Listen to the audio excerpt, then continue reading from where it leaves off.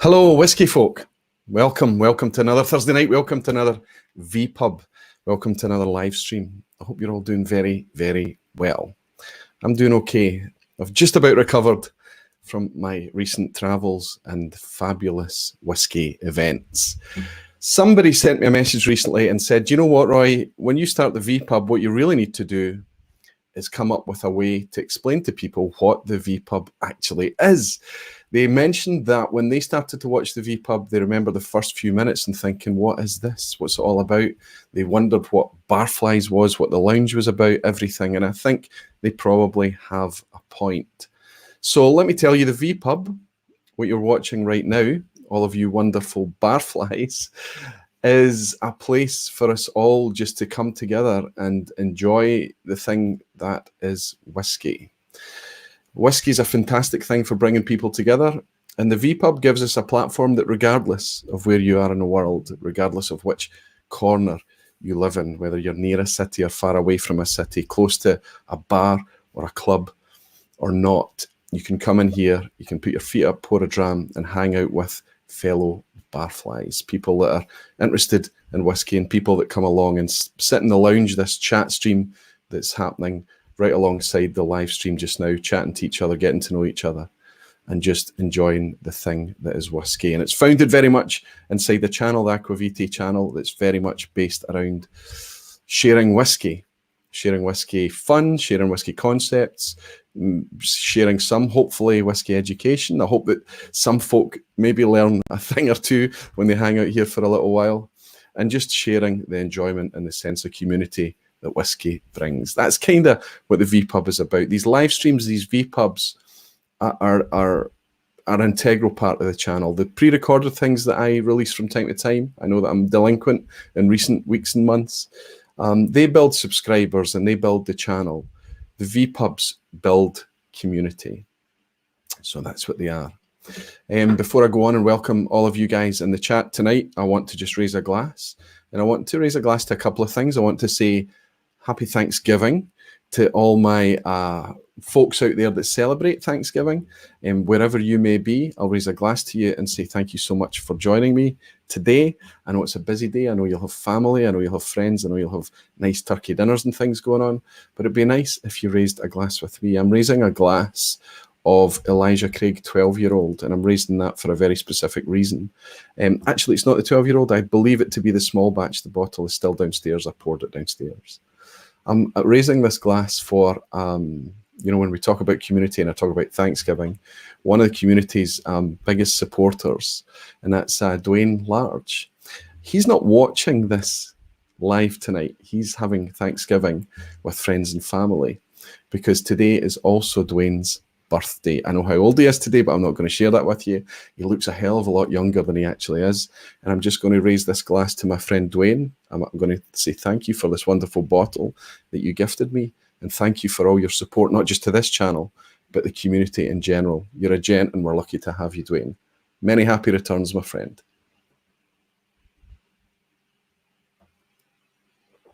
I hope all you fantastic Barflies can raise a glass and say happy birthday to Dwayne as well, so that he can pick it up on the replay.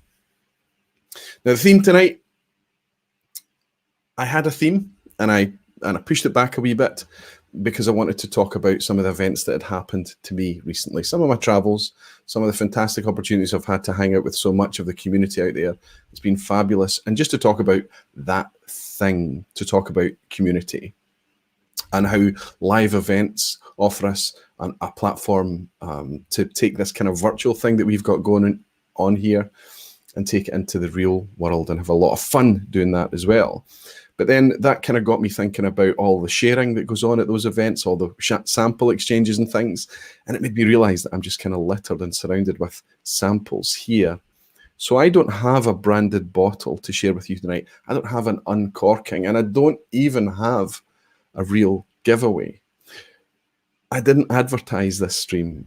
I wasn't, it's only just been advertised on YouTube and recently on the Aquavite's Barfly Facebook group and of course on Patreon, but I didn't put it out on Instagram and out on Twitter and things. And I want to see, hopefully that's going to make it a quieter night.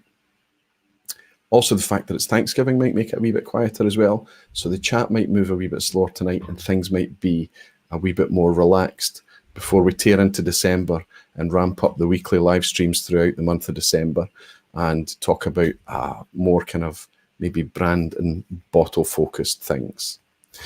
While I talk about brand and bottle focus, I also wanted to talk about chancers and whiskey. And I don't want to kind of make this a name and shame event, but I do want to hear from you, the community, who you believe are chancers out there. Now, chancers is a very kind of British, certainly a Scottish term. And when we talk about a chancer, somebody that's a bit cynically opportunistic is the most polite way I could put it. And I think that it started to happen in whiskey in recent years. We all know when it happens, when we're part of the community. I think we're very good at exposing the chancers. But I think if you're coming in, if you're just stepping into the whiskey bubble, if you're coming into whiskey, it's difficult to separate the wheat from the chaff sometimes. And it's difficult to spot the cynical bottlings. If you want to call any out tonight, please feel free to in the chat. I'll be happy to give you a voice. I've got an example to give you a bit later in the stream and to kind of kick things off, and we'll talk about that.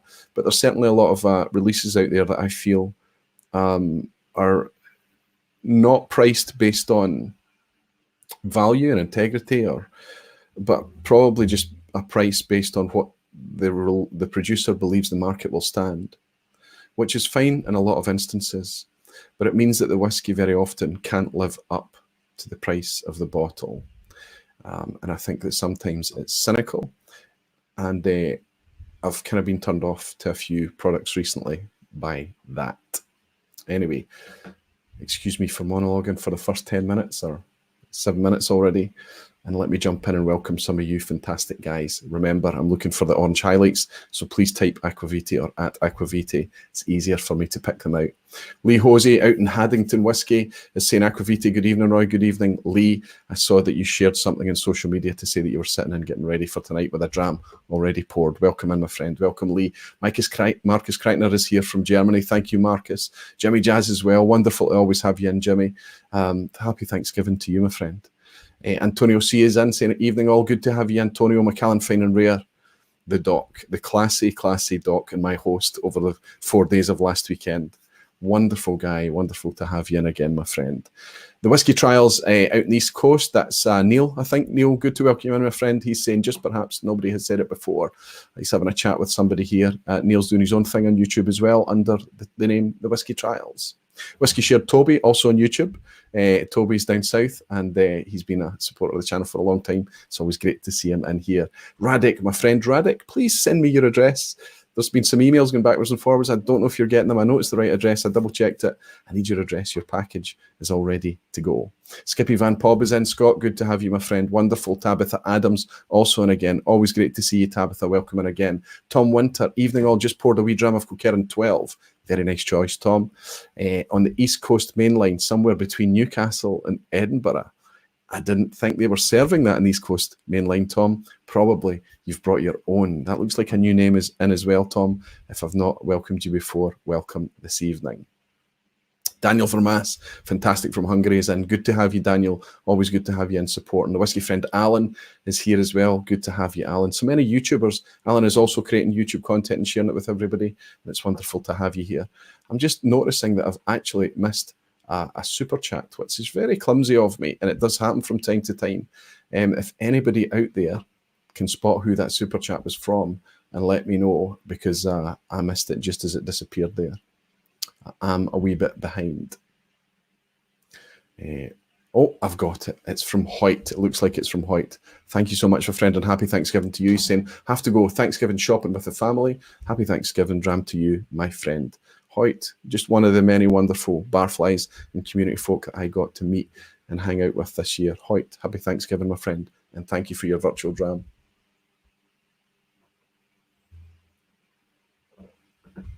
Etty is here, the Maltcast. Good to have you in, Etty. He's saying, hi all, hi Roy. Wonderful to have you back. Lots of orange coming as well. That'll make it easier for me to see you all. Thank you so much. Dom's Whiskey is saying, hey Roy, Dom's Whiskey. I feel like that's a familiar name, but I don't know if I always welcome you in. Dom, it's good to have you here tonight. Welcome. Skogsmard is here. Great to see you, Skogsmard, shouting Barfly. Whiskey Geek Ben is in. Evening, Roy. Great to be sitting in for another vPub. Ben, raise a glass to you and say congratulations on hitting 1,000 subscribers, my friend. You're doing very, very well, and I always love to pick up your content when I have the time. Well done. Just enjoyed a video of Ben's today, Lagavulin Jazz Festival. And I think we have a very similar opinion on those bottles as well, Ben. Whiskey Novice Jim, fantastic. A kind of semi-unboxing or unpacking to do. I believe this looks like it's from you, Jim. So I haven't had a chance to open it yet. I saw it sitting here, and also another package from Sid Martin, and I'll cut these open a wee bit later when I finish this bourbon, probably. Karen is in as well. Karen Hughes, great to see you, Karen. Thanks for joining again. Stewed Whiskey is in. Thank you very much for your recent patronage, my friend. He's saying, hi, Laura. Great to be in on a live stream, and I think this is your first live stream as well, Stuart. Great to welcome you in. Connor Burke is here. Fantastic, Connor. Just back from a wonderful week in Edinburgh. I hope the weather was kind to you. Whiskey Freedom is in as well. Fraser, good to see you. Have you got your Teapot Dram 7? No. I'm not going to suggest that they're chancers. Glengoyne, I don't associate with that. But there's a huge hike in price for the Teapot Dram this time. 33% hike in price. £90 it was for batch 5. I celebrated the fact that they kept it at £90 for batch 6 as well. I made a big deal about it. I shared it with all of you guys. And I did the exact same as I did with batch 5. I broke it down into samples and I sent it everywhere. I wanted everybody that couldn't get to Glengoyne, because it's a distillery-only exclusive, right? I wanted to share it with as many people as possible.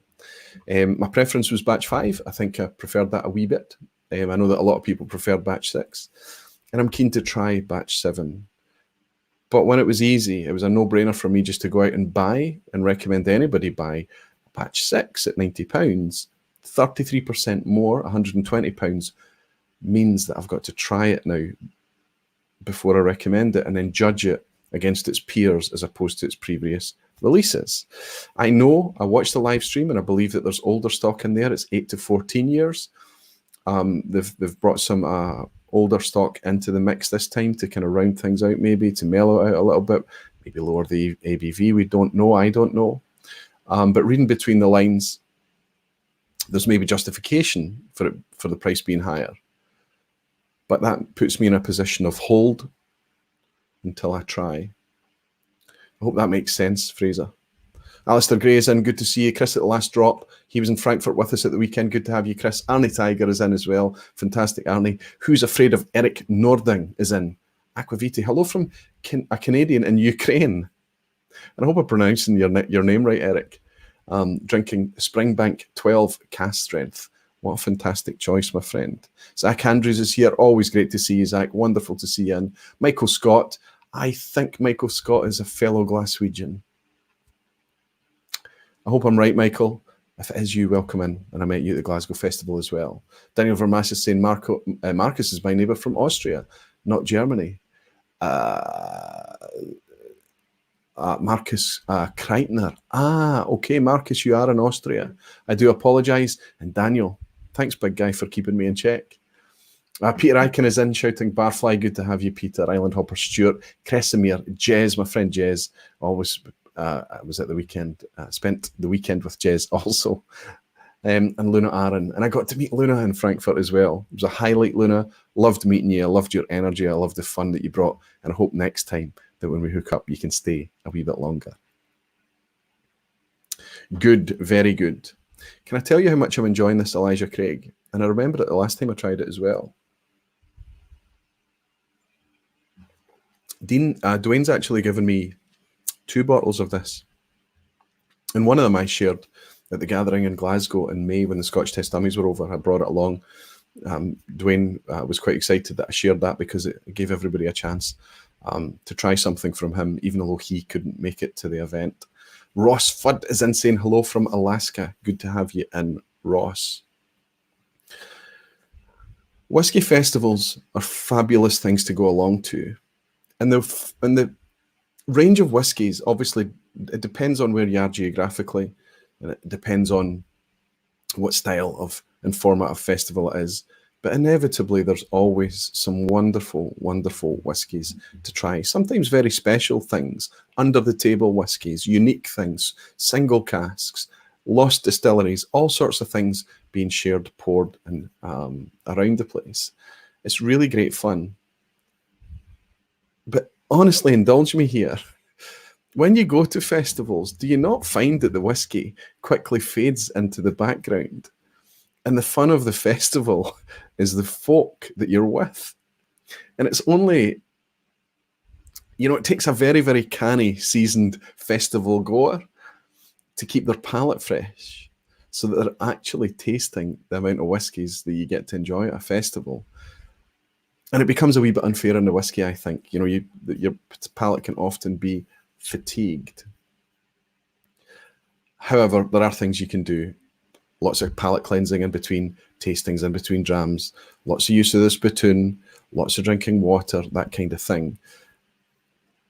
But I often find, it doesn't matter how hard I try to discover, find, search, and mix with new whiskies and the people making them, I always end up just relaxing and enjoying the company far, far more. Now, I fully accept and understand that I've got whiskey to thank for that. Whiskey brought us together. Whiskey gave me the platform to take to those festivals, this channel. It's done so many things for me. But as time goes on, I'm realizing that on this Thanksgiving Day, the thing I have to be thankful for is all of you and all the opportunities that you have gifted and given me. It's fabulous. It's really, really fabulous. I know I keep saying the word privilege, but it is a privilege. And if you've been to the festival, you'll get a sense of what I'm talking about. Whiskey in the Six. Rob is in. I've just caught your icon there, Rob. So good to welcome you in. I guess in Canada, I'm not sure if you celebrate Thanksgiving. Nice to welcome you in, my friend Rob. Everybody knows Rob, Whiskey in the Six, I'm sure. Very, very classy whiskey reviewer. Been doing it a long time now on YouTube from Toronto in Canada. Cheers, Rob.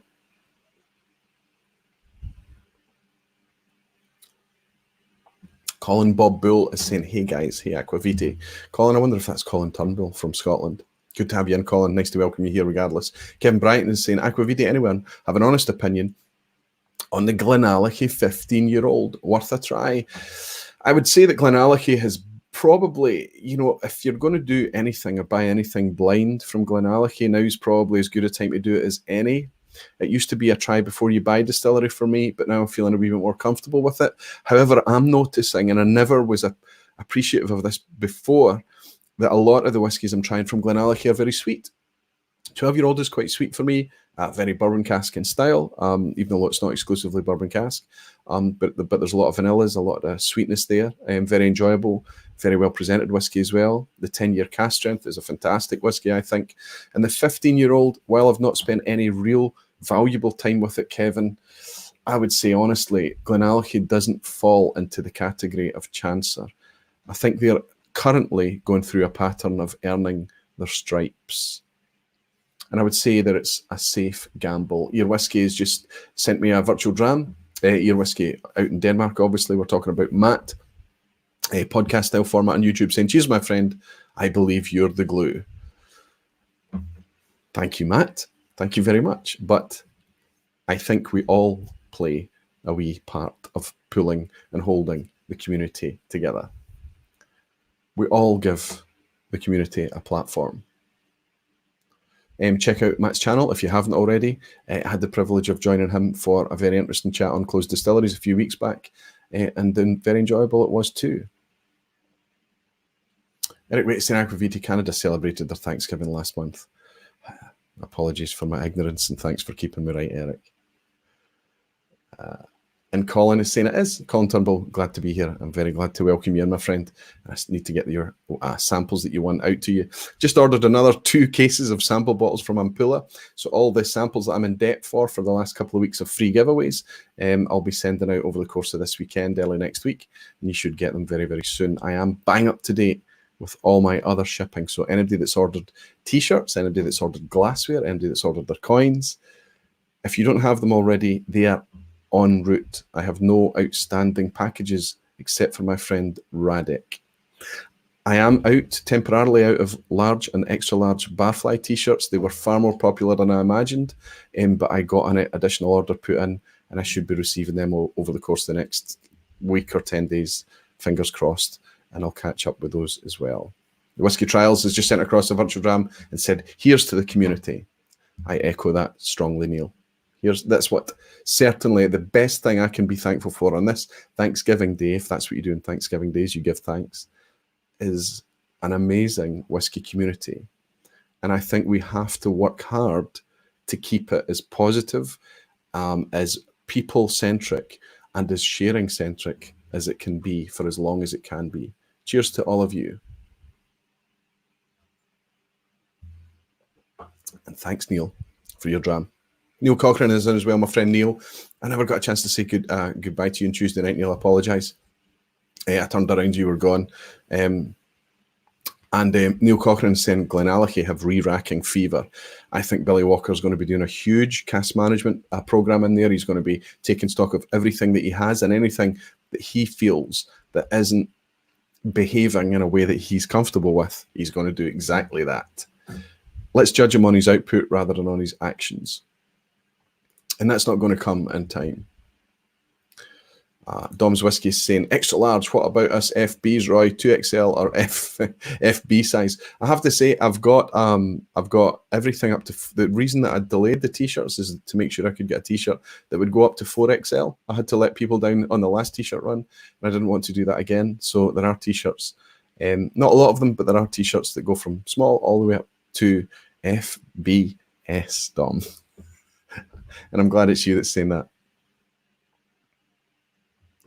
Radek is saying, please let me know if my email from this afternoon gets to you. I will do, Radek. If you've sent me an email this afternoon, no, I don't have it, my friend. You need to check that. Maybe get a hold of me on Twitter, Facebook, get a hold of me on Instagram. There's 100 ways to get a hold of me, but my email is whisky@aquaviti.com, as you know, Radek, because we have been communicating. But I've just checked just now and I still don't have it. All I need from you, my friend, is your address. Don't type your address in here. I'm sure it would be fine. It'd be safe. But I didn't get it, my friend. Greg T. Stag, good to have you in. Greg is saying greetings and salutations. Same to you, Greg. So I want to share with you the events that I'm planning on tentatively for next year for 2020, because I realized that a lot of the events that I attended this last year were kind of maybe not. In Frankfurt, certainly, I paused a long time before I could commit to going to Frankfurt, and that was because of family commitments and things. But this year, I'm going to sit down and plan with my family first to try and ring fence certain times and to try and spread it out over the year so we don't have a crazy time like October, November that we've just passed, or to try and make it a wee bit more manageable, but also to get the word out to you guys, because when we have the opportunity to come together, it's like nothing else. It's really wonderful, and anyone that has been able to enjoy the Glasgow Festival, to enjoy Texas, to enjoy the Frankfurt Inter Whisky Festival that we've just come back from, knows that this is just, we know that probably the only thing that we have in common is whiskey. The thing that brought us together is whiskey. Yet it unites us in a way that is utterly compelling. I've never witnessed anything like it in my life before. And I've been a member of clubs before, and I've met strangers before and become friends with strangers before. But whiskey has a wonderful way of just making us be joyous and happy about the things that unite. And we don't focus on the daily grind of life, what we do for a living, and we don't talk so much about politics or religion or any of the challenging things. We just enjoy being happy people, and that is a life tonic. And again, if we can preserve that, and if we can do more of that, and if we can welcome more people in to experiencing that, surely that's a healthy thing. And all the while promoting that we treat the whiskey with respect, and we do it responsibly, and show that we can leave a whiskey festival like I did on Saturday with everyone that I was there with after 6 tastings. We're not talking about going out and having 6 drams. I had 6 tastings on Saturday, and yet we went out and we had a nice meal together. We had a couple of beers, and we all went home very happy and content. And most of us, in fact, all of us, were very, very well behaved. So next year, I'd like to try and make Limburg. That would be amazing. It's very close to a big birthday for me. I won't share what that is. But Limburg would be amazing. An opportunity given to me by a friend just in the last few days means that there's a possibility I could be at Fishiel next year again. Would be amazing. Again, nobody goes to Fishiel to get access to the distilleries. Not really. I mean, you can get access to distilleries, but it's better going off out of season if you want nice, intimate access. But you go to Fishiel for the festival of it. You go to Fishiel for the people. I would like to do Fishiel. I would love to go to Texas again if I can get an invite back to Texas next year. If the Texas thing does happen, I'm fairly sure that I would. I think it was a very successful thing for the whole YouTube community. And Daniel and Rex, I hope that they've got the energy to do that for a third year. It would be amazing if they kept that going. Frankfurt and Glasgow might be a problem because they clash. I think they clash next year. And of course, I would be prioritized to host people in Glasgow. That's what I would do, which would mean I would lose out in Frankfurt, which is why I'm keen to look at Limburg, and it alleviates a wee bit of a bottleneck at the end of the year for me as well. Tabitha Adams, you sweetheart, you said, are you going to be 21 then? Yeah, that was that was almost 3 decades ago, Tabitha. Thank you for kind words nonetheless. And Skogsmard is saying, the worst chancers, unfortunately, seem to be dipping their dirty claws in Japanese whiskey. It seems to have gone from being fantastic across the board to a minefield, seemingly overnight. The transition, the challenges and the difficulty in Japanese whiskey is not to be underestimated. It's huge, it's massive. All Japanese whiskey is overpriced right now. The good stuff certainly is. And there is a minefield out there. You're absolutely right, Skogsmard. There are things in Japanese whiskey to utterly avoid. I have to say that I was a wee bit disappointed because in Frankfurt, I paid to go along to a Miyagikyo tasting to celebrate the story of Miyagikyo. And that was a Japanese distillery that I hadn't had any contact with that I'm aware of. Maybe I'd had a sample or something in the past or a dram, I don't know. But no memorable recollection with it. But we only got 1 dram of Miyagikyo on the lineup. We started with a blend. We went through Nika coffee grain, Nika coffee malt. It was just kind of dancing around the houses. And then we had the final dram that we finished on was a delicate and elegant and interesting Miyagikyo. But there was nothing there that I really wanted to engage with. Don't get me wrong, the coffee malt and the coffee grain is not expensive. I would recommend those to people that were interested in sweet whiskies. They're fairly well presented as well at 45%. And the Nika from the barrel is always a decent value, small bottle, but a nice little reusable square bottle. 51.4% as well, very bourbon-esque in its profile. But I would recommend that for other folk to try. But there's not much in Japanese whiskey just now that's grabbing any of our community, and it's because so much of it is prohibitively priced. Skogsmard, I have to agree that there are chancers out there. If it's a name you don't recognise, if it's not been recommended by a trusted source, just avoid or try before you buy, absolutely, definitely. John Gunsel is in and saying, I believe the Bastards Ball, that's the Texas event, for next year is scheduled for September 12th. That's good. I hope, I'm keeping my fingers crossed that that's good. Again, that alleviates the concentration of events throughout October, November time. Fantastic. And Ross Fudd is saying, Daniel and Rex mentioned recently the next Bastards Ball will be in September. That's fantastic. Eric Waite is saying, I talk about everything with whiskey, religion, politics, and ancient alien astronauts. Eric, you are quite eclectic. But I know that you're pretty good at keeping balance with it as well. And I know that I don't need to convince you about how awesome the whiskey community is. Eric and I had a wee chat on the side while we were in Austin together this year. And that was Eric's first time. It's only the second time that Bastards Ball has been put together. And he talked to me about how much he was enjoying just hanging out with people. The Alchemist is in. Sevi, you're here. I thought you would be working tonight. The The Alchemist is saying, Aquavite, we were struggling at that Miyagi-Kyo tasting, pal, post-pork knuckle. Yeah, I think that morning, that Sunday morning, we were very, very late. We ran and ran to get there. When we got there, we got sent back down and we had to change our bag and check in our bag and all sorts of nonsense. We thought we were going to be late. So the adrenaline was already high when we sat down. And we were looking just to relax into some nice whiskies.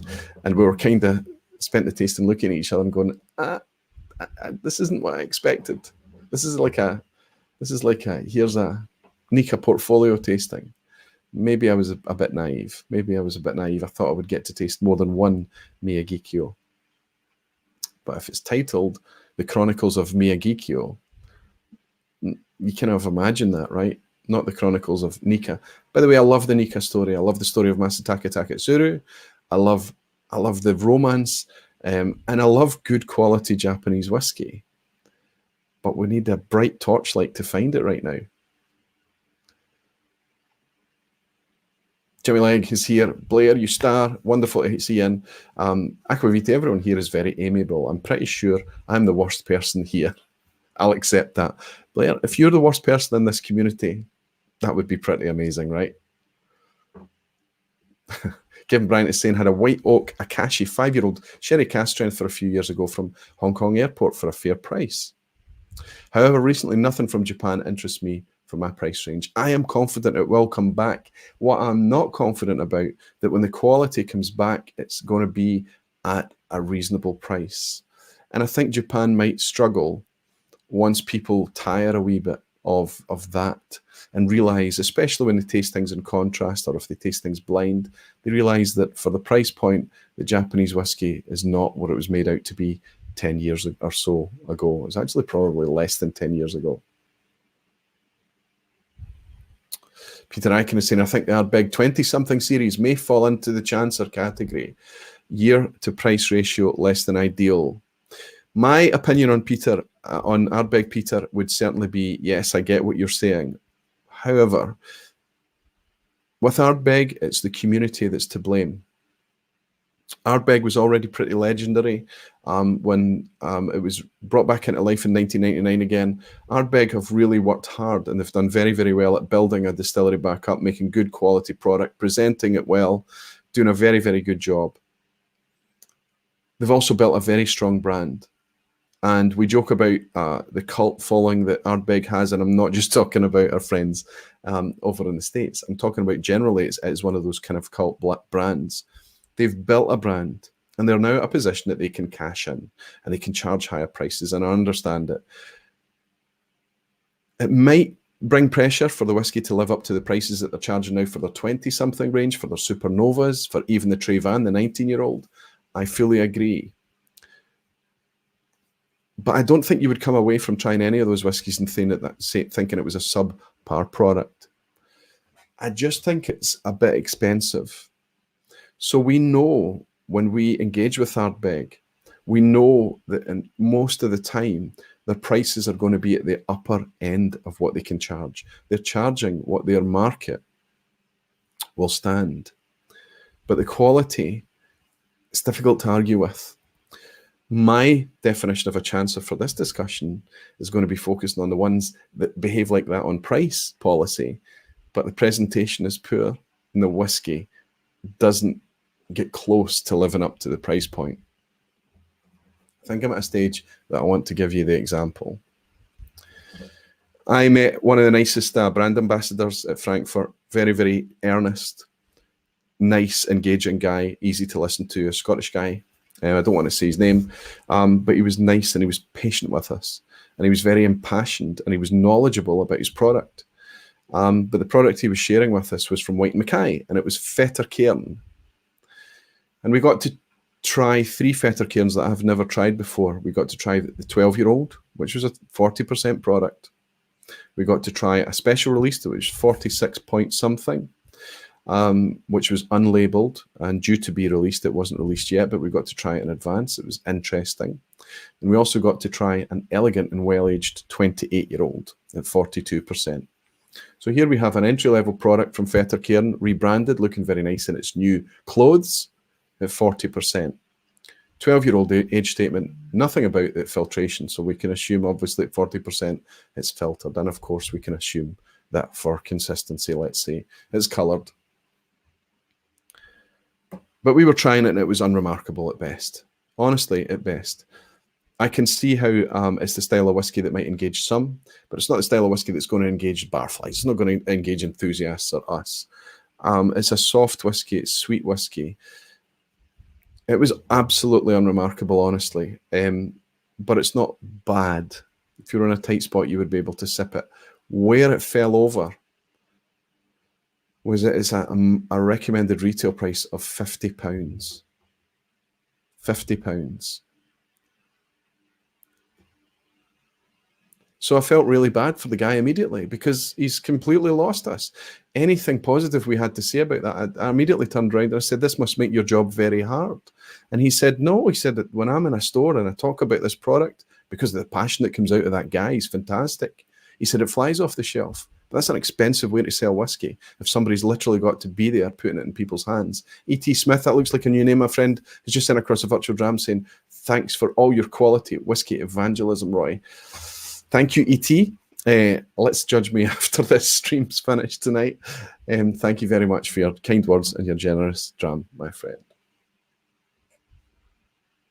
But I'm not finished yet with the Fettercairn bashing. My channel is very focused on positive things and optimism and good things. But honestly, the 28-year-old was nice on approach. It was delicate. There was a lot of dunnage notes on there, a bit of leather. Nice, quiet fruit. Honestly, it was an elegant whiskey. 28-year-old Fettercairn, presented at 42%. It was a wee bit suspicious, but hey, we went with it and thought, that's quite nice. Finish wasn't the best, I think, but it was very, let's say it was an appropriate finish for the style of whiskey. And I thought, that's a nice whiskey. How much is this? 28 years old, 42%. £500. Just, who?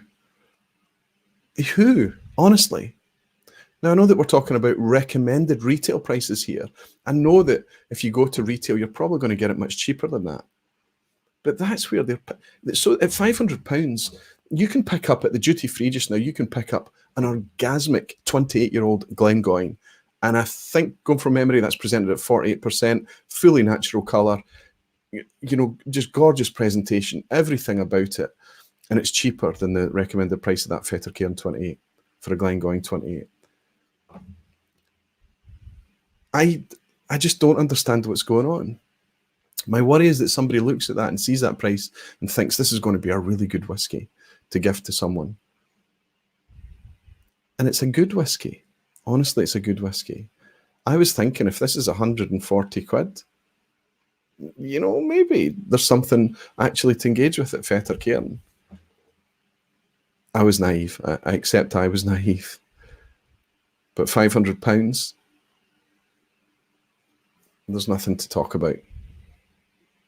Bill Dull is tuning in from California, my friend and sidekick, Bill Dull.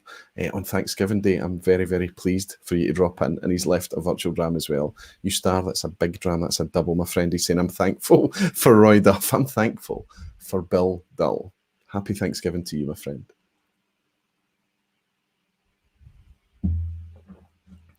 I don't want to dish the dirt on any producer, but I want to shine a light on things that I feel are cynical, and I would like the community, who are very, very well armed, to avoid those things, believe me.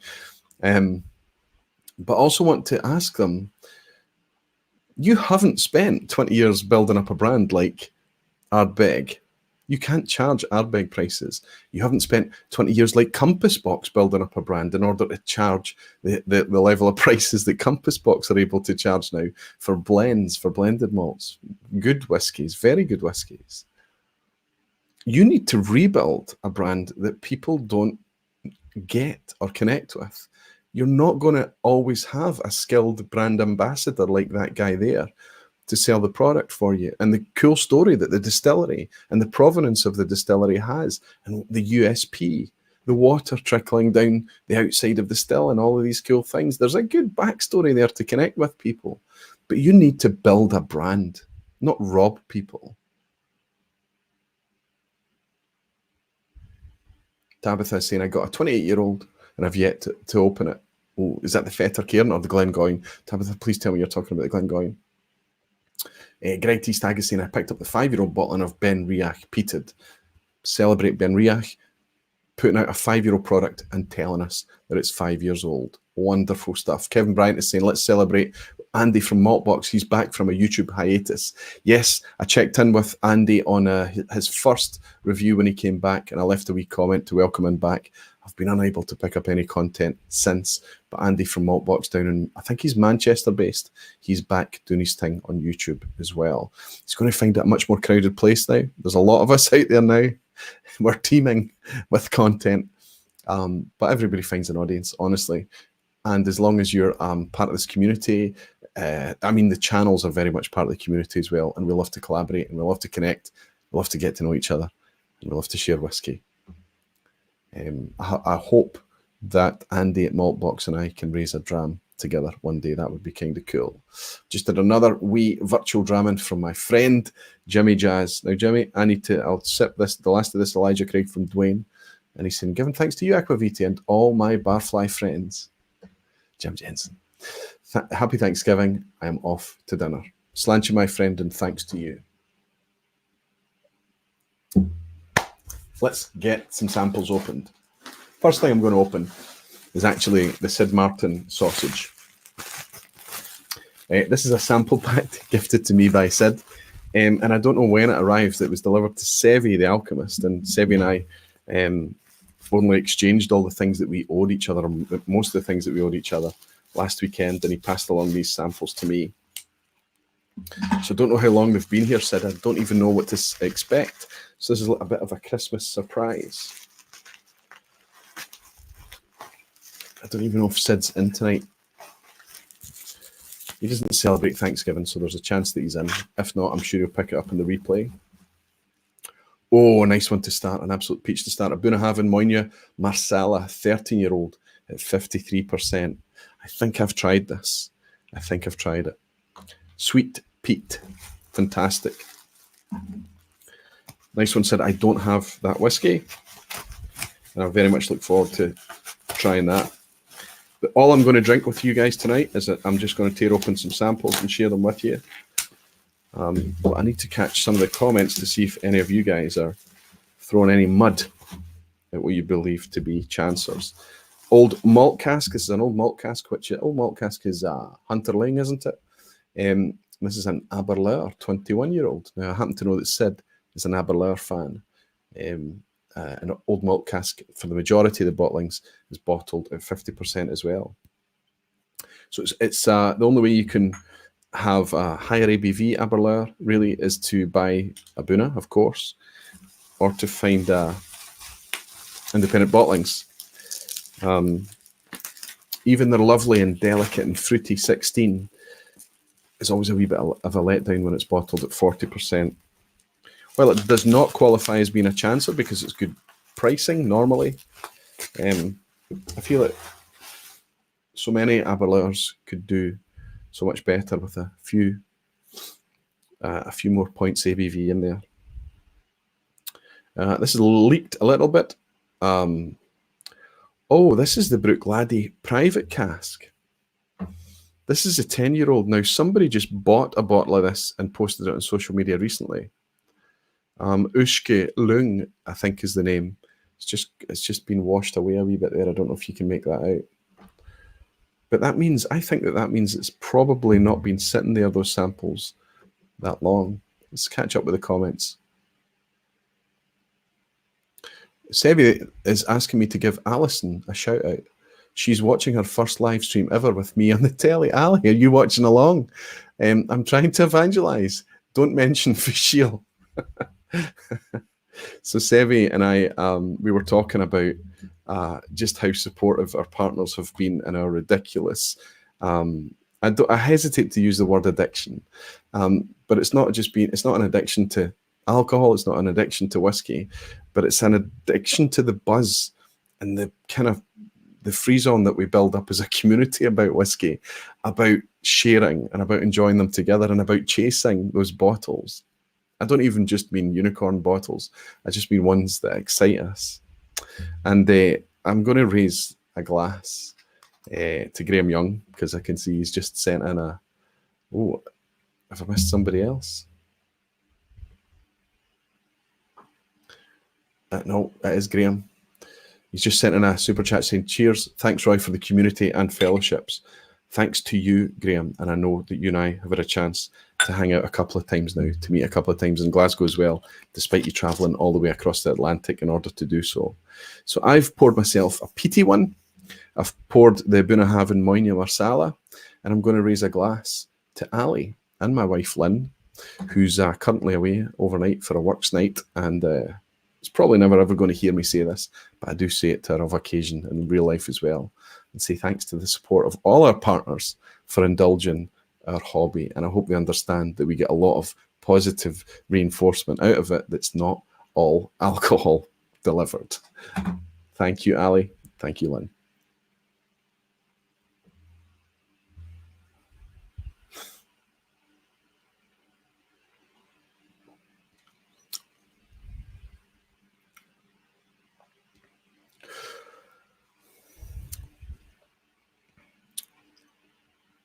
Bunnahabhain is another producer that's bringing out some cracking things. And that's another example of that as well. It's kind of like peat, but not exactly as you know it. Alistair Gray saying, Aquavitae, to me, Macallan are chancers. Maybe not many people agree with me, but the amount of overpriced NAS whiskey coming from them at the moment is nonsense. Alistair, I get exactly what you're saying. And they're probably even more than Ardbeg. But Macallan have done their time. And we can't level any... While some bottlings are kind of... Macallan Gold, I don't think anybody's going to be shouting from the rafters about how great Macallan Gold is.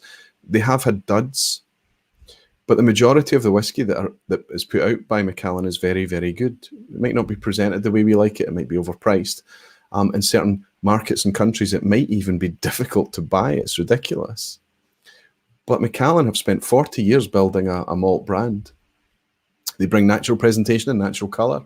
They make the whiskey very, very well, as we've been led to believe and understand and experience ourselves.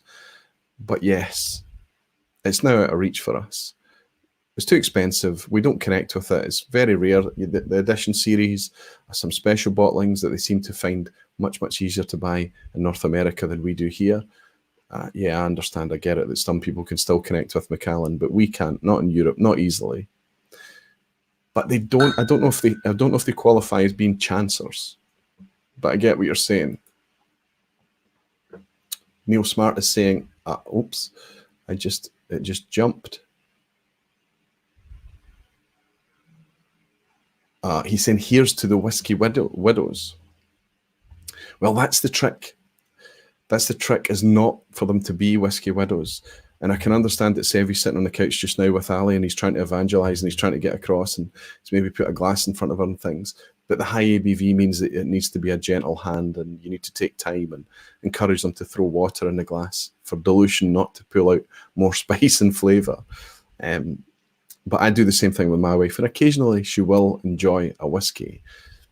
I've yet to get her to enjoy one and ask for a second. That's the next step. Cheers, Neil. Thanks for your dram.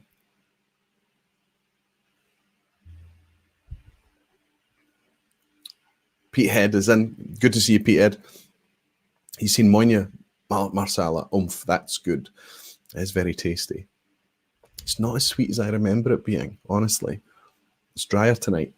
It's funny how that works. Well, I've just come off the back of a sweet bourbon. Makes perfect sense. Inget Brunswick is in saying, Aquavitae, how's the Moyne Marsala compared to the Moyne Oloroso?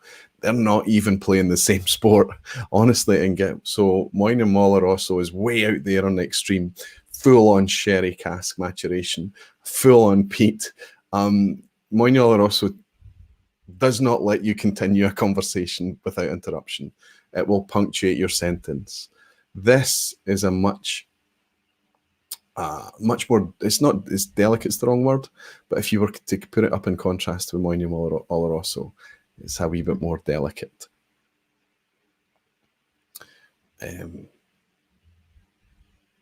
Just picked up a travel retail only Longmorn. This is Paul is saying Aquavitae had a dram, but need to give it another try to judge it. So 48%, that must be the Longmorn 16 new version, I think. So are you Paul at the Whisky Share? I think I know who you are, Paul, if that's you.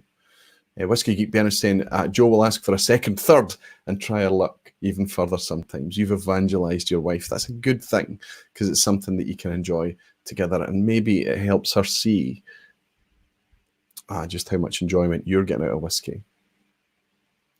Conor Burke is saying, I think Balblair and Pulteney are chancers with the recent price spike. So I tried the Balblair 12 recently, and I was kind of like, oh my goodness, that's still a decent whiskey. So you don't chuck the baby out with the bathwater, and you judge them in context with their peers and not the cheap price that you used to be able to buy them for. When they put the effort in and they've been bringing out a good value product for a lot of time and they've built up a following, and then they try to cash in and they try to make a bit of profit out of it, you can understand, but there has to be balance. And what we noticed with Balblair is, especially with the higher age statement products, the price just became ridiculous. It was laughable. And that was a misstep, not because the whiskey isn't worth it, but it was the step change from their vintage statement to their new age statement, and just completely cutting their ties with all that brand building they've done over all those years. It's a very clean, good quality, very honey forward for me. It's always very kind of honey textured and honey flavored to me, Balblair. You can get lots of a European oak and lots of sherry cask expressions, of course. But to me, they just disconnected with that brand that they'd been building all of those years and brought out this thing that looked completely different with a completely different style of packaging and age statement and things. So now it has to compete with its peers when it doesn't have the following that it built up over all those years. I wonder how things are going at Balblair, because they're still capable of making good whiskey, but that rebranding, to me, and I'm just a small voice, just a tiny sliver in the community, was a misstep. Peter Wilcox is here. Good to see you, Peter. My wife has taken very well to sipping my wonderful... I hate how I do this. I have to be careful how I touch the mouse because the chat just jumps. My wonderful Paul John whiskey. I know we say it's in the sharing, but the thing is that once you get somebody into a particular expression, you can make sure there's a bit of a buffer there, enough for both of you to enjoy, right? I don't think I'm probably helping you, Peter, but I'm glad to hear that your wife is enjoying. I enjoyed a fantastic Paul John tasting. I got to try the entire range, the Christmas edition and things like that, hosted by Shilton out in Frankfurt as well. One of the highlights, one of the good tastings that I participated in. Simon Ray saying, Aquavitae, it was me who posted the independent bottling of the Bruichladdich. It was. I'd be interested in your thoughts. Well, I tell you what, I'm going to park this and I'll have a wee tiny pour of it now. It is sample night after all. And I'll let it breathe for a minute, Simon, and see what we think. Oh, wow. Wow.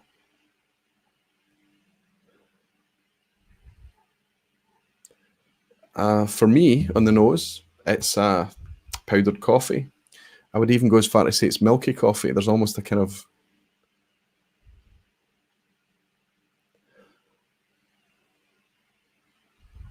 yeah, milky coffee cappuccino thing going on.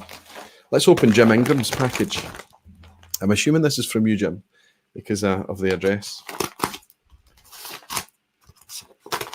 Now, I've got loads and loads of samples. This is not going to be a thing on the channel. I'm not going to start unpacking samples and things.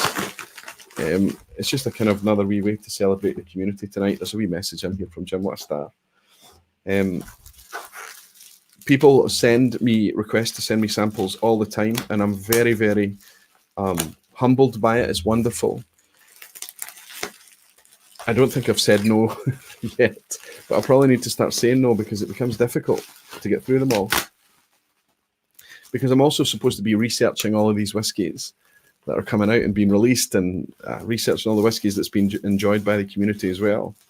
Wow, there's quite a selection in here, Jim. 4 drams, all very, very well packed, layer upon layer of bubble pack. So we've got a Jameson triple with that, and it's labelled up Whisky Novice with Jim's branding on there, so I know it's Jim. Whisky Novice is also on YouTube as well. He's a new creator. He's not been going that long, just a few months. Very distinct accent. You'll notice his accent. It's very Northern Irish to me, to my ear, to my inexperienced ear. This is a Douglas Lane Scallywag. Oh, wow, I can't read that. Is it 48% ABV? So what edition would that be, Jim? But Scallywag's a decent dram, actually. One of the Douglas Lane regional malts, blended malt whiskey. Undisclosed distilleries inside, usually. Another Douglas Lane, this is the Rock Oyster cask strength. Wow, batch 2, 56.1% ABV. Can I just draw your attention to how clear that whiskey is? Very pale. Very nice, Jim. And finally, thanks to both of you. Thanks to Sid and Jim for your generous care packages. Dunville's PX Cask 10-year-old. Dunville's 46% ABV. Now there's a dram I haven't even heard of. Wonderful stuff. Wonderful sharing. These are obviously things that's getting Jim excited, and he likes to share it. Antonio C is saying, I see chancers on Arran, in my humble opinion, and Aquavitae. Antonio, I would love to engage with you more on that. I would love to hear more about that. I did an Arran tasting, a vertical lineup of Arran whiskies, and I was familiar with the 10. I said that Arran 14 last year. I didn't know it was going to be discontinued, but I gave it my Whiskey of the Year last year. But there were 2 in that lineup that blew me away. It was the new Arran 18-year-old and a single cask for, I think it was a single cask for Germany. They were stunning whiskies. And when you're going through so many whiskies in a day, so many vertical tastings in a day, your palate does become a wee bit fatigued. So when these good whiskies make you stop and pay attention, you do sit up and think about them for a little while. And one of the whiskies from that lineup, when I came home, I immediately went online and I bought it. And it's now arrived. And I'm looking forward to opening that and getting to know that more, to see if it can have the same effect it had on me when I was out in Germany. So I would like to know why you think that the boys out in Arran are chancers. They could be. Neil Cochran is saying Kilkerran and Springbank are chancers. How they get away with charging as little as they do year on year, I don't know. Yeah, for the majority of the range, it's fantastic value. Kilkerran, come on, let me look at this. This is the new 8-year-old cask strength. I've not opened it yet, but I've tried this a few times already this year. It's magical stuff. 8-year-old age statement, 57.1% cask strength. You know that's natural colour. And, I don't even know how much I paid for this. I think it was, I'm not sure it was even £50. Somebody helped me out with the price of this whiskey. And it's more than anything, more than how it looks and what the label says and how much it costs. We've all tried this and we're all stopping and going, wow. Fantastic stuff from Kilkerran. Heavily peated, I shared recently. I've been able to get a hold of a single cask Kilkerran recently, and Kilkerran 12, honestly, for me, it's nudged out some stiff competition from the likes of Deanston and Bunnahabhain and things. If somebody was to say to me, Roy, you can buy only one 12-year-old, you can only have one 12-year-old in the cabinet, it's Kilkerran 12. Ross Furry saying, Aquavitae, do you consider it chances if the distillery has a retail price, but the release is so small they get marked up beyond all reality? Some bourbons like Pappy, etc. I think a lot of the bourbon producers and Buffalo Trace and things included, Jim, I'll read your wee note after, can do a bit more there. I think that they get a lot of publicity, a lot of advertising about the dynamics and the retail and the allocation and the lotteries and the bidding and the secondary market and everything that goes on around those products, that's bleeding into all areas of whiskey now. But I know it's particularly acute with those releases. They could do more to fix that, honestly. But I think it benefits them. Whether that makes them chancers or not, I don't know. Those whiskies have been put out at a fair price and kept at a fair price, and it's the community and the fans that's built those up that's made it the frenzy that it is now. So we do have to be careful and take some responsibility for it, especially when we're given the opportunity to pay over the odds and we do it. Stop. It's like I was talking about Daft Mill a couple of weeks ago. When you get the opportunity, understand that the whiskey cannot live up to the price. You may be a super wealthy guy, girl. You may have lots and lots of money at your disposal and it's just couch change to you. Fine, there's nothing I can do about that. But please, as whiskey enthusiasts, find where the balance is. Stick to what you feel is a good value where the whiskey can live up. And don't pay over the odds. Just don't get involved. Take this thing out of it. Make them, if they're going to charge $300, $500, $1,000 for a bourbon whiskey, make them bring $1,000 worth of bourbon whiskey. Don't pay them $1,000 for $60 worth of bourbon, because that's unfortunately what's happening. Jimmy Legg is saying, Roy, the most disappointing to me though is Highland Park. Highland Park have disconnected with me completely because of their utter stupid fragmentation. I don't even know where to start with Highland Park anymore. Yes, the 18 is there, the 12 is still there.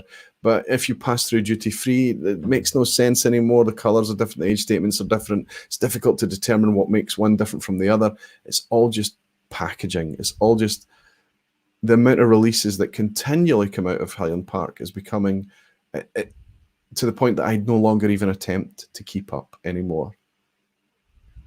Simon Ray saying, Aaron, the Bothy cask is fine whiskey. Love the simple rebranding.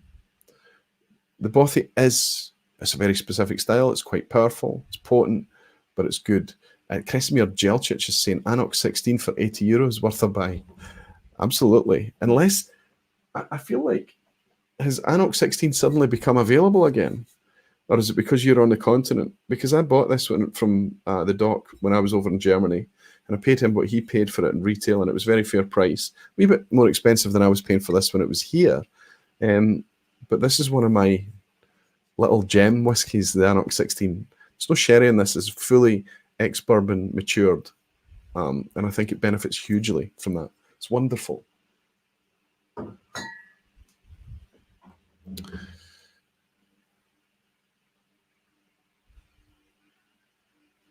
€80, I'd say. Yes. I've got an emotional attachment to that. I would pay €80 for it. And Kresimir, I have to say that I feel that it's still okay for you. Welsh Toro is saying it's good value, not underpriced. He's probably talking about Kilkerrans and Springbanks. Good to have you in, Welsh. Alistair Gray is saying price is 45 to 50 for the Kilkerran, and the Alchemist is saying 45. I think I paid somewhere in the late 40s for it. Peter Wilcox is saying Kilkerran, woohoo, love it. I have to agree. The 12 is not an in-your-face dram. It's subtle. It's quiet. It doesn't shout. But my God, when it gets you, it's not going to let you go. Per Christensen and Aquaviti Aberlour have single casks, and sometimes in the distillery shop I bought this year an Aberlour 14 years at 60.4%, and the Glentochers 11 at 64.1. Two great 50cl bottles, around £90 per bottle. Good that you got to try them beforehand, Per. Quite expensive. It's cask strength, great. The age statement's there, not bad age statement. 50cl, bit of a pain. I know exactly the bottles you're talking about. And you're getting something that you can't get in retail. But I would like to see that cheaper. I hate the inflated prices when people have made an effort to go to the distillery to buy something special at the distillery and the prices are jacked up. The one exception that I have in mind for that is Tomatin, who price their whiskies at the distillery fair to my mind. But I include some of my favourite distilleries are doing this, and I know that there are reasons for it, and I know that there are reasons that it costs to do this and do that, and it's fiddly and things. I understand. People have made an effort to come to your distillery. Don't take money from them for the tour. Take money from them for the premium tour. Charge them recommended retail prices for the standard core releases, and overcharge them. Premiumize the stuff that's exclusive to the distillery. Remember that everybody that's coming to your distilleries wants to leave as an ambassador. They want to have a nice experience there. And Ross is saying the word you were looking for is flannel in the marketing. Sometimes it is. I think, Ross, honestly, sometimes the marketing and the writing on the label of the whiskey labels, I want to play a game of removing a message from one label and swapping it with another label. Just swapping them all around and see who would notice. Such generic nonsense is written on whiskey labels that there's very little of value there. And all it's going to take is for one sector of whiskey production to step up and change that.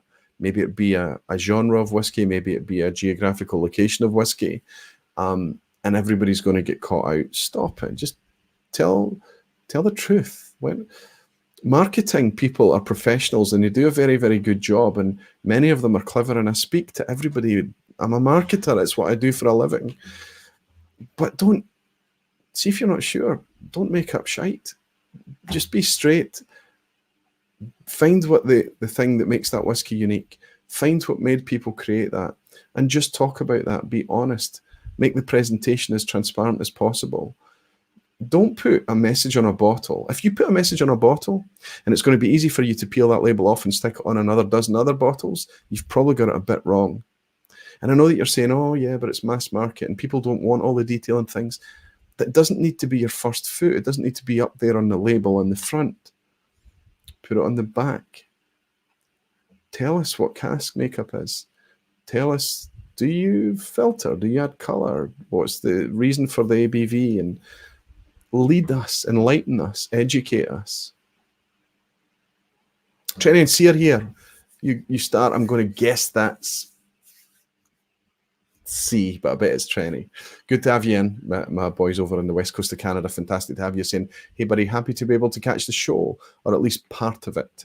Thank you very, very much for joining. I'm going to raise a glass of this Bruichladdich private cask. Very coffee on the nose. Well, it still is. Wow. It's like iced, you know the cold coffees that you buy from the fridge? But there's chocolate in there as well. And there is a milky thing. There is a kind of lactic note.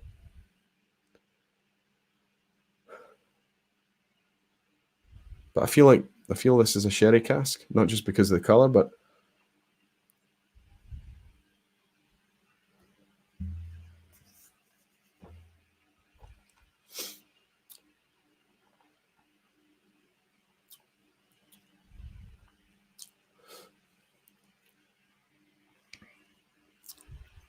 not bad. Better than it. The coffee's there. The coffee's still there right through to the finish. Who was talking about this? Simon Ray. Simon, are you sipping this now? Do you get coffee on this? My God. It's really strong. Reb Mordecai is saying, I can recommend the old Ballantrae 15-year-old. Yes, good value as well. This is a stunner of a whiskey, not easy to find now, but it is good. There's been a few different expressions of that. I think, Reb, you're talking about, nice to see you in as well, Reb. I think you're talking about just the standard old Ballantrae 15-year-old, which is actually an Edra Dower brand. But yes, it's a good whiskey, and anytime you see it, because it's under the radar, people don't know what it is. It's a single malt, it's from Edra Dower, it's peated, and it is often very decent. Mark Brown is saying, whiskey isn't helping my Thanksgiving food coma. Cheers, Roy. You're just not trying hard enough, Mark. Give it another wee dram. Maybe a cask strength, something to refresh, something to bring you back alive again, something to help the digestion, of course. And Trenny and C is saying, yeah, it's C. Good to welcome you in, C. Good to have you, my friend. Thanks for joining. Whiskey Freedom is saying, T-shirt, don't make up shite. Yeah, it's not often I swear. But yeah, don't make up shite. Admirable words to live by, not just in marketing a product, but just being an honest, straight shooter all round. Well said, Aquavite. Do you know what? It's kind of funny that whiskey is like that. Whiskey encourages that. And yet there is a filter at some point from whiskey being made and being produced to the point it reaches the shelf that it passes through. Not all whiskey, of course, but too much whiskey, honestly. And it passes through a filter and it just gets this vanilla brush treatment. And it's difficult to connect. When there's more and more expressions coming out and there's much more resolution in whiskey, you know, there's just, the range is dizzying. Make it clear what the expression is. Service Alafis, my friend Andreas in Norway, saying, read the praise of vintages on Balblair's vintage boxes. Read the praise and compare with the reasoning for switching up age statements. That was a load of BS.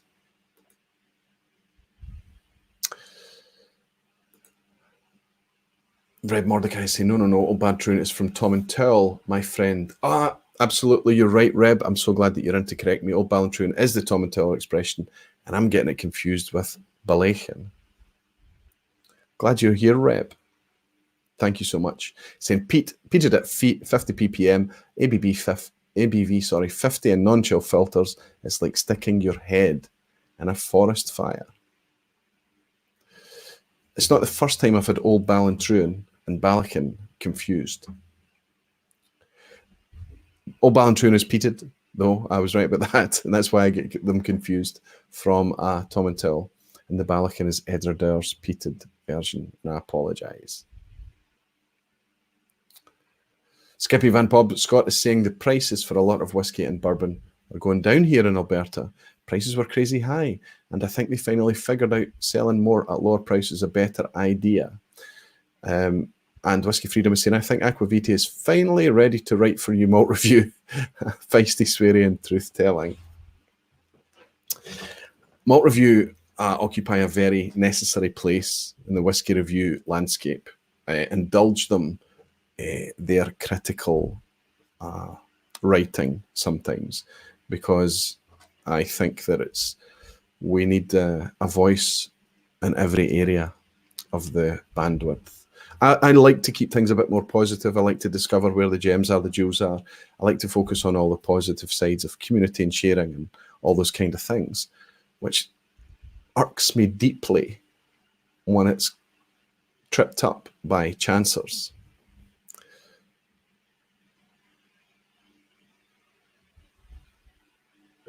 Jimmy Legg is saying Aquavita, yet we never confuse Knockdo and Nacandu. No, we don't.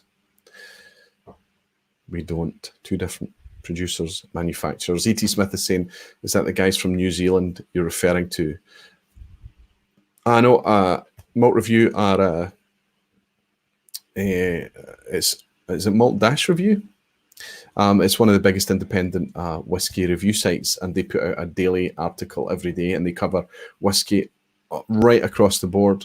They cover a lot of world whiskies. They even dip into a couple other spirits from time to time as well.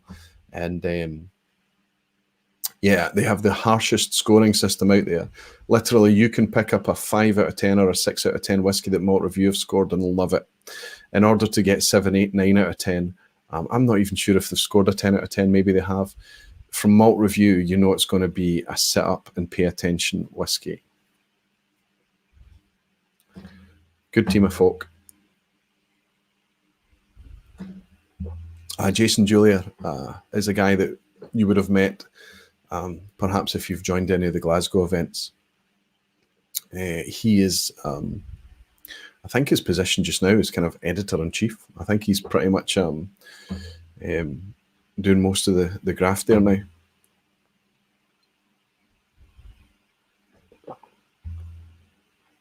Okay, there is a quiz tonight. There's always a quiz at the end. Looking at the time, it's just coming up for 11 o'clock. I've been on for just over an hour and 15 minutes. There's still some of you in here listening to me, and I thank you very much for that. But the quiz at the end, of course, is the same. If anybody's never been here at the end before, it's a multiple choice quiz. I did this in a rush tonight. I think it's easier. And I know that I always say that, but honestly, I think it's easier. There's a few freebie style questions. It's very geek driven, but it is multiple choice. And hopefully there are often questions in there that make you think about things or make you explore things. or make you want to learn or understand more. That's the idea. It's for fun, and that's why I make it multiple choice. Petehead is saying, looking at the clock, it's quiz time. It's getting close there. There's only a few minutes left. I should check that I've covered the things that I want to talk about. So honestly, I just want to apologise about the sample thing. So malt review is in. He's saying same old Greg. I think he's probably talking. I hope he's talking about the Greg I think he's talking about, because there are reviewers out there that are not reviewers. They're not reviewers at all. How they endure is beyond me. It shouldn't take much reading for you to understand that this guy doesn't say anything with any grip or purchase. He's not adding any content or editorial value of his own. He's just parrot fashion sharing information that's probably been delivered to him from a marketing table somewhere. That is the exact opposite of what Malt Review is. Everything that Malt Review writes is from the position of often a single person, but sometimes they'll send a review out to multiple people to get multiple scores in, and it's quite interesting to see the feedback and contrast. And often they'll do it blind, which I applaud them for, and I think they should do more of that, especially when it's whiskies that we've become very comfortable with. Malt Review do not respin PR releases. They write their own stuff. Brutally sometimes. I have had an email in from Radek, and I'm very, very glad to finally have it. And I have an address for you, my friend. And I'm going to reply, and I'm going to say, on a live stream, I'm going to say, yes, thank you. Finally, I have your address, so your package will leave tomorrow. You're the only package I have outstanding to ship that I have stock for, that is. And I'm going to mark that as unread, so I take care of it. Thank you, Radek, for sending it.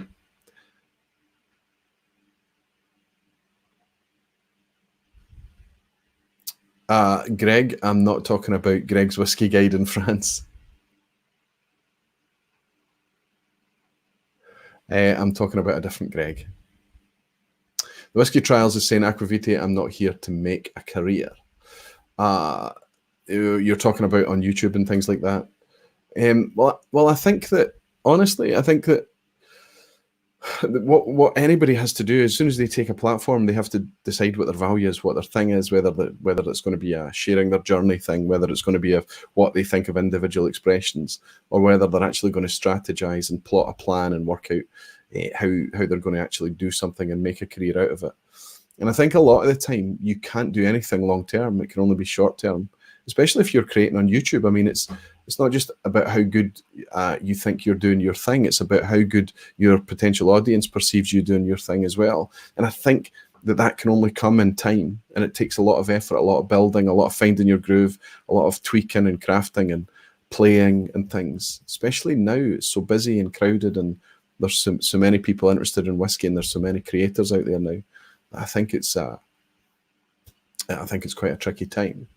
I don't mind saying it. Greg's Whiskey's Guide says, "Oh, I'm relieved." Then I'm actually talking about a very huge site, or what I believe to be at one time a huge site called Greg's Whiskey Guide, and there's a guy behind it called Greg Dillon. He's got a book out and everything, and he's clearly a very impassioned guy. And honestly, anytime I've heard him speak, he's great to listen to.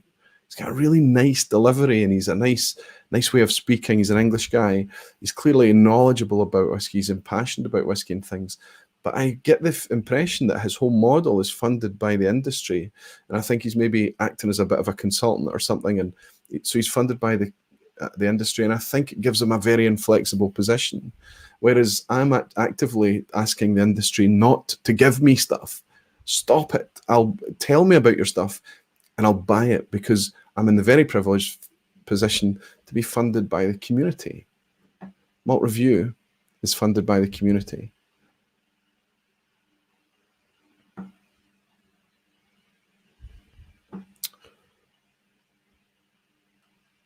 It's the modern way of doing things. It doesn't cost the community a lot on an individual basis. When we talk about Patreon and things like that, it's something that Ralphie's been speaking about for years and years. Even though Ralphie hadn't fully formed the concept of taking the funding away from industry to the community, that's certainly where he is now. And Ralphie, if you were to force his position, anybody that knows Ralphie, he'd dig his feet in. He's only ever going to want to speak from his own opinion. And I think when we talk about a consumer targeted product, and I think if we come from the consumer community in order to talk about it, that has to be how we do it. And if you start up doing things, whether you do it in the written word, whether you do it on Instagram through photos or whatever, whether you do it through video, however you do it has, please don't do it for free stuff. Because even if you get to a size that people actually want to send you free stuff, you probably find that by that time you're more valued by your community than you are. And you get to buy your own stuff, the stuff that you want to engage with, not only have the selection of free things that the industry is willing to give you. Sorry to rant. It wasn't intended to turn into a rant. Greg is saying, I guess we might talk about this more face-to-face some days. It might be a mutual misunderstanding about how we work. It's the most open thing I can say. Okay. Tell me, is Whisky Jason in tonight from Germany? I need somebody to help me run the quiz a wee bit. It'll be fine if there's nobody in, but it just helps me keep my place on the chat as it scrolls up for the quiz. My wife's away overnight tonight. I was hoping to keep it neat and get to bed early. Don't know if I'm going to achieve that. I'll give it a shot. I would like to open something else, though. I've got a wee bit of this Bruichladdich here, a wee bit of Bunnahabhain, Moyney Rosso. What else can I open? One of Jim Ingram's drams, maybe. I did see that. What was the one that he sent that I was interested in? The Scallywag.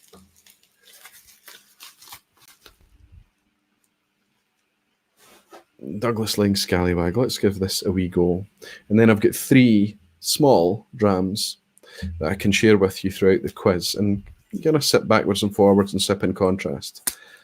See what it does to that coffee note we're getting on that Bruichladdich, that kind of lactic thing.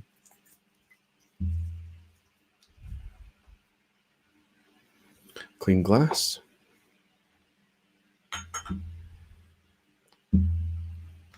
Nope, 2 blank glasses. I'll need to keep these apart to know which is which. I've got a feeling I'll know what the differences are on the nose anyway.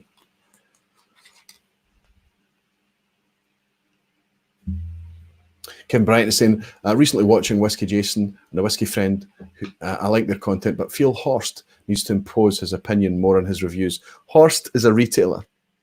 It seems like a gentleman and a very knowledgeable one like that, but Whisky.com is a retailer. I don't think you're going to get much editorial opinion from Whisky.com. Prove me wrong, please. Eric Waite is saying, I generally don't want producers to send me bottles, but I'd like them to send me bottles that are not distributed in my area, such as Australian whiskies, German whiskies, etc.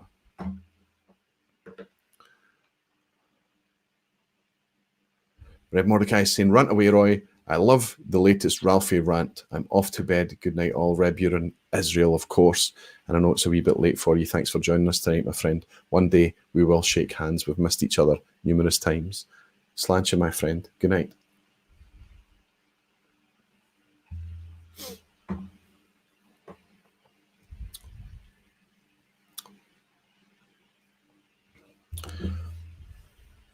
Is Jim still in? Jim Ingram?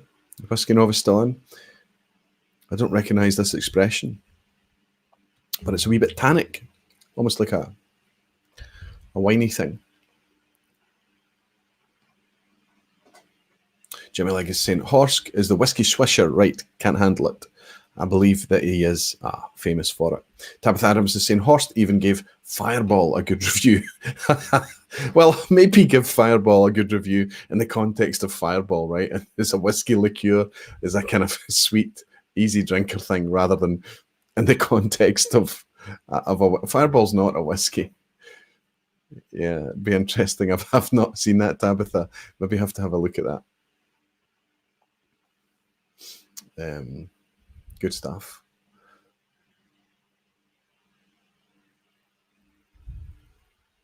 Okay. Who's ready for the quiz? Are you interested? Are you up for staying, participating? It will always stay, I believe, multiple choice just to keep it fun and easy and light. And recently there were a few people getting 10 out of 10 on the quiz. In the last couple of weeks, that's fallen away.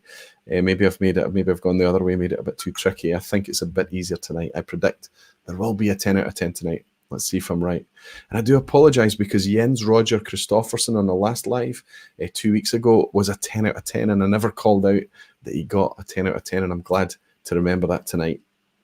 Well done, Jens. You were the only guy to make a 10 out of 10 on that pretty tricky quiz. Recently on a Patreon-only live stream, I did and I've kind of been playing around, and I don't use the patrons as guinea pigs, but I like to have a wee bit of fun. And I've recently done on the quizzes that I do for the lock-in streams is I do a themed quiz. I did one that was just all to do with, every question was about a glen distillery, a glen in Scotland, a glen river, whatever it may be.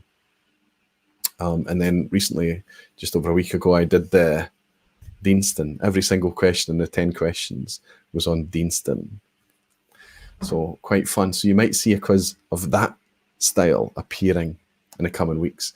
What I'll say to you just now, while there's still a few of you in, is that during December, I'm going to try my very, very best to bring a vPub every Thursday night. I've mentioned it to my patrons briefly. They're okay with it for the most part. I've not had any negative feedback or people ask me not to. But if you are a patron, just cap your donations to me. You don't need to pay for every vPub that goes out. You can cap and control exactly how much patronage of my channel costs you. But for everybody out there in the community in December, the same as last year, I would like to do a vPub weekly just to enjoy the time of year, just to enjoy the build up to Christmas, to enjoy the build up to me sharing what whiskies I've really connected with during 2019. And I enjoyed the weekly live streams last year. I really did. And you guys gave me lots of positive feedback. I'd like to try and bring that again. I'm starting to tee up a guest or two, but I think one of them I'm going to push out into the new year. And I think I would like to focus on the community. I would like to bring channels together. I think you guys get a lot of buzz out of that. I would like to talk to channels that I've had the privilege of working with over the last couple of years, and yes, come up with some themes to bring a bit of structure to that they might enjoy participating in too. And Ross Fudd is saying, is Scallywag named after the dog in Tintin? No, I don't think so. The dog in Tintin wasn't called Scallywag, was it? It's actually, I believe it's named after one of the Douglas Laing's family dogs. Jimmy Legacy, my wife is getting used to not seeing me on Thursday night, so bring it on, Aquavite. You are one of the very positive voices for it, Jimmy, and I'm glad that you're looking forward to weekly live streams in December. Peter Wilcox is saying, once a week sounds good to me, Roy, and give me a thumbs up. Daniel Vermaas is saying, a sample recycle edition. You never know, Daniel. Give me your ideas. Whiskey Novice is saying, I'm back. What have I missed? Jim, I'm sipping your Scallywag. I want to know what edition it is. It says here, RNR edition, 48% ABV. So I've not had a chance to do any Googling or anything. It tastes a wee bit winey to me on first approach.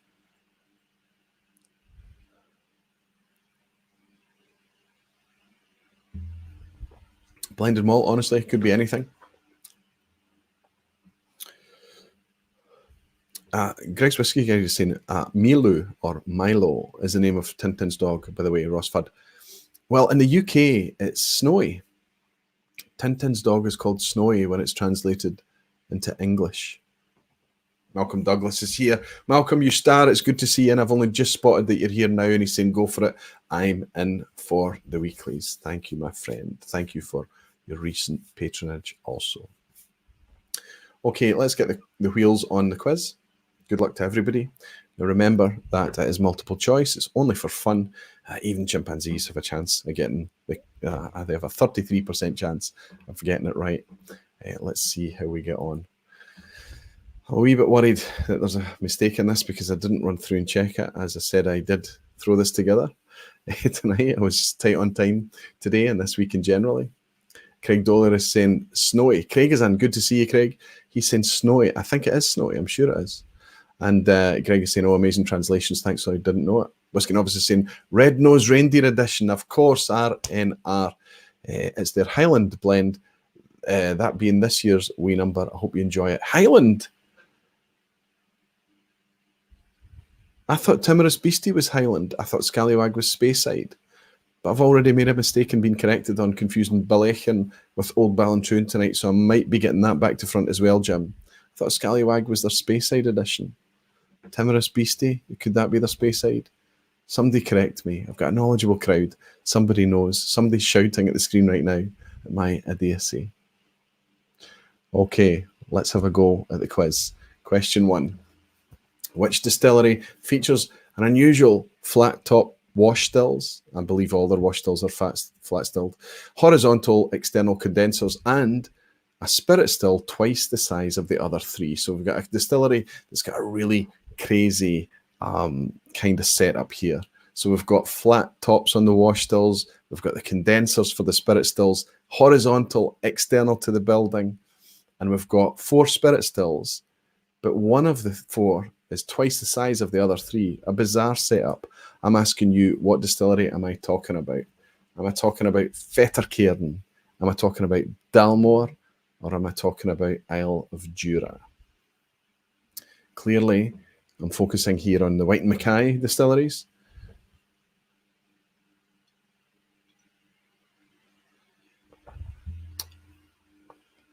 Which of those has all those bizarre things going on? Ander Garcia's in, good to see you. Tomato Yoshi's in as well, fantastic. Whiskey Jason is here, good to see you in and helping out again.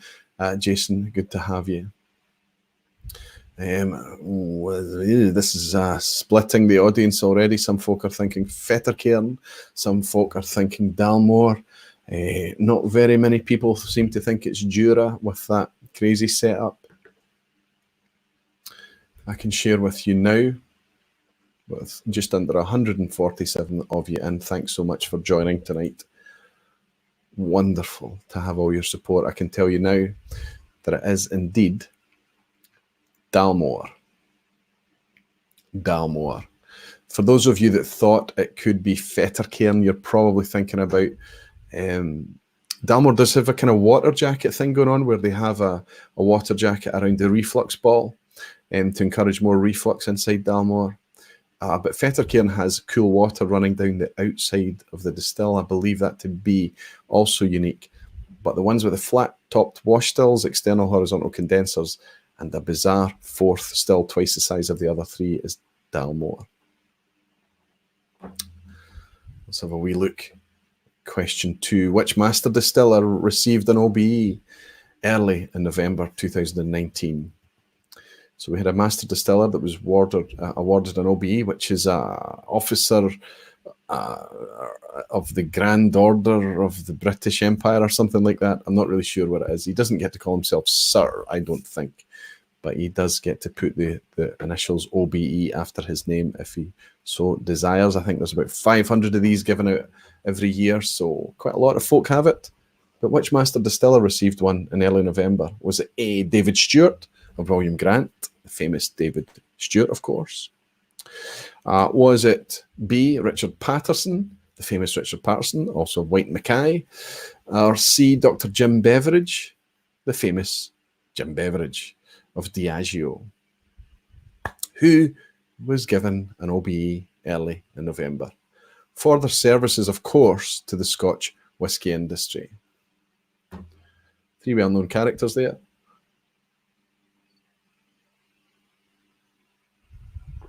Jimmy Legg is saying if it's B, I'll be wrong again. Lunarden is saying pure guess B. Vast majority of the crowd, often a very knowledgeable crowd, seem to be going towards Diageo's Jim Beveridge. I can tell you that an OBE was awarded to Jim Beveridge early in November 2019 for his services to the Scotch whisky industry. Well done, Jim. Question 3, as we move over to world whiskies a wee bit. Masataka Taketsuru apprenticed at which distilleries to learn the art of whiskey making while in Scotland? So there were more than the distilleries I'm going to share here with the right answer. But I'm specifically talking about the ones that he was famous for doing apprenticeships at in Scotland. Was it A, Longmorn and Springbank, B, Hazelburn and Springbank, or C, Longmorn and Hazelburn? Which two distilleries did Masataka Taketsuru learn his craft?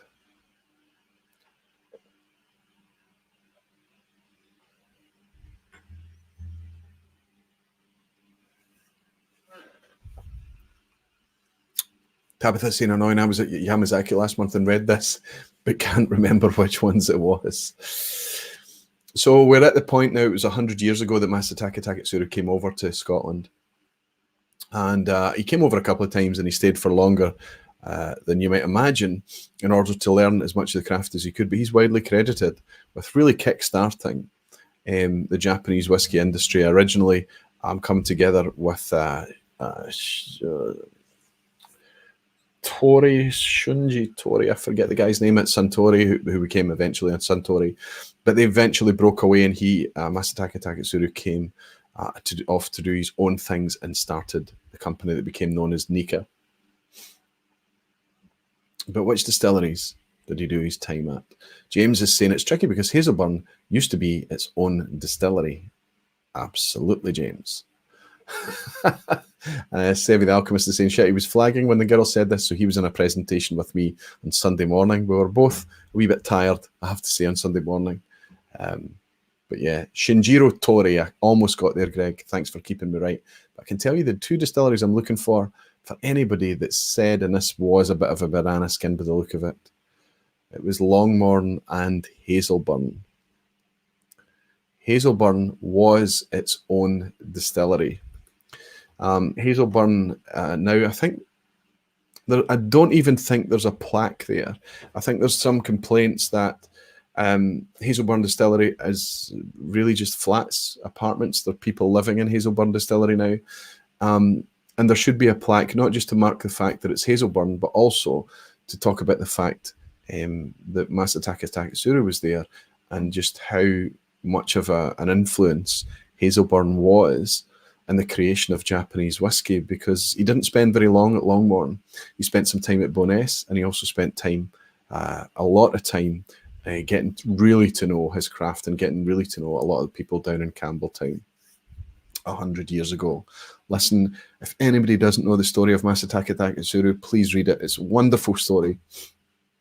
Him coming to Scotland, meeting a Scottish girl, him getting married, the two of them going back at Rita Cow and his wife's encouragement to go back to Japan, and all the stories that they had to go through, especially while facing the challenges of the Second World War together and everything, and just what the man was able to achieve. Very, very cool story. Question 4. Dalmunnock is built on the site of which lost distillery? So Dalmunnock is a new distillery.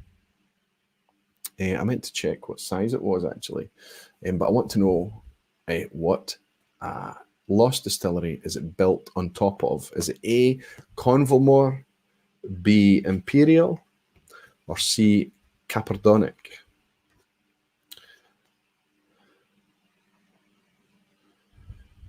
Yeah, I knew it was big. It's owned by Pernod Ricard, a new distillery, so it's up close to the size of Rose Isle, Diageo's Rose Isle. It's 10 million litres, huge. Lots of answers pouring in already.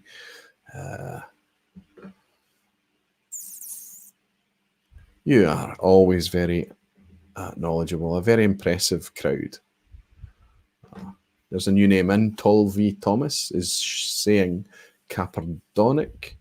Good to welcome you in, Thomas, if that's your name. It looks like a new name to me. Whiskey Novice is saying, is it Lowland? Absolutely not. None of the options I have there is Lowland. Dalmunnock is very much not Lowland. Sorry, Jim. Tabitha is admitting that she actually has no idea. And Luna Aaron's saying, going with the crowd to scrape a point. Well, what is the crowd saying, though? Most of them saying B by the looks of things, and I can say yes. Dalmunnock is actually built on the old Imperial site. So we're coming up to the halfway point. Give yourself a point if you said B for Imperial. As we move into the image, the pictorial question. It's a bit of a weird one. I didn't really have time tonight. I threw this together, as I've already admitted to you, and I've just put blocks of colour rather than doing my Photoshop. But I'm looking at a distillery here, and the surroundings kind of tell you that it's probably not Scotland, right? But I'm asking you, is the distillery we're looking at, is it St. Kilian in Germany? Is it Slurs? And I know I'm probably pronouncing that wrong for any of my German audience. I apologise. In Germany? Or is it C, Kaiserschloss in Switzerland? What are we looking at? Which distillery?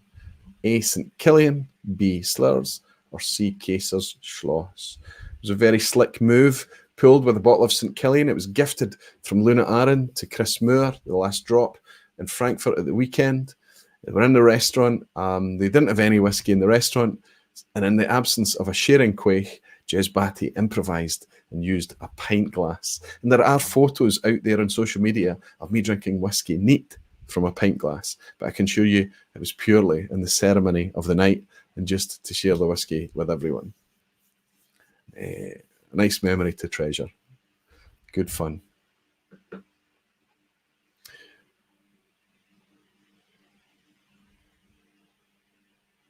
Greg's Whiskey again, he's saying Horst and Ben were there, but then later he's admitting, problem is, I think they visited both.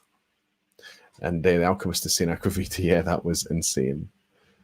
Lots of great stories from the weekend. Okay, if you answered Slurs, you'd be correct. B again. B.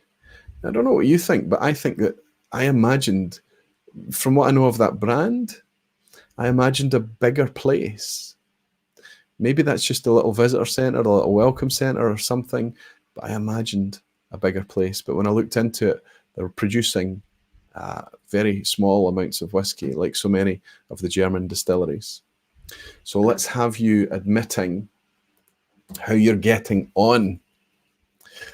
What's the scores on the doors at the halfway point? Is anybody close to 5 out of 5? Tomato Yoshi is shouting, damn it, the frustration from my friend Yoshi. Listen, don't worry about it. It's you only know if you know. Malt Minion is 3 out of 5. Let's look for any other high scores. They got a 4 out of 5. We've got James McGoran in Sweden, and Stewie Baby and Stewed Whiskey and Ross Fudd on 3 out of 5 as well. Graham Young 3 out of 5. Desi Leland is on 3 out of 5. Donald Rance is doing very well. Canada coming in strong at 4 out of 5. Fantastic. Emery McGill, good to see Emery. Also 4 out of 5. Jens Roger Christofferson, wee bit of a banana skin for him tonight, despite his excellent score last time around, on 3 out of 5. The Alchemist Sevi's on 4 out of 5. Good for you, Sevi. Well done. Whiskey Jason 3 out of 5. Whiskey Novice 3 out of 5. Marcus Kreitner on 4 out of 5 as well. David Lovett bringing in a full house. David, good for you, on 5 out of 5. Now, David Lovett, is that peak whiskey? I feel like that's you. Is that you, David? Anyone else? Anyone else? Fantastic. So the guy that we're keeping an eye on for the rest of the 5 is David Lovett, and I think that is peak whiskey on Instagram. Nice guy, got to meet him a few times now. Good stuff. Dorpas Whiskies in St. Aquavite. Happy Thanksgiving, everyone. So just had a lovely wee sip of that Moynia Marsala. It's a decent dram, and I'm going to go in and try another wee sip of this. Oh, I know this is the Bruichladdich. Coffee. Simon Ray still in?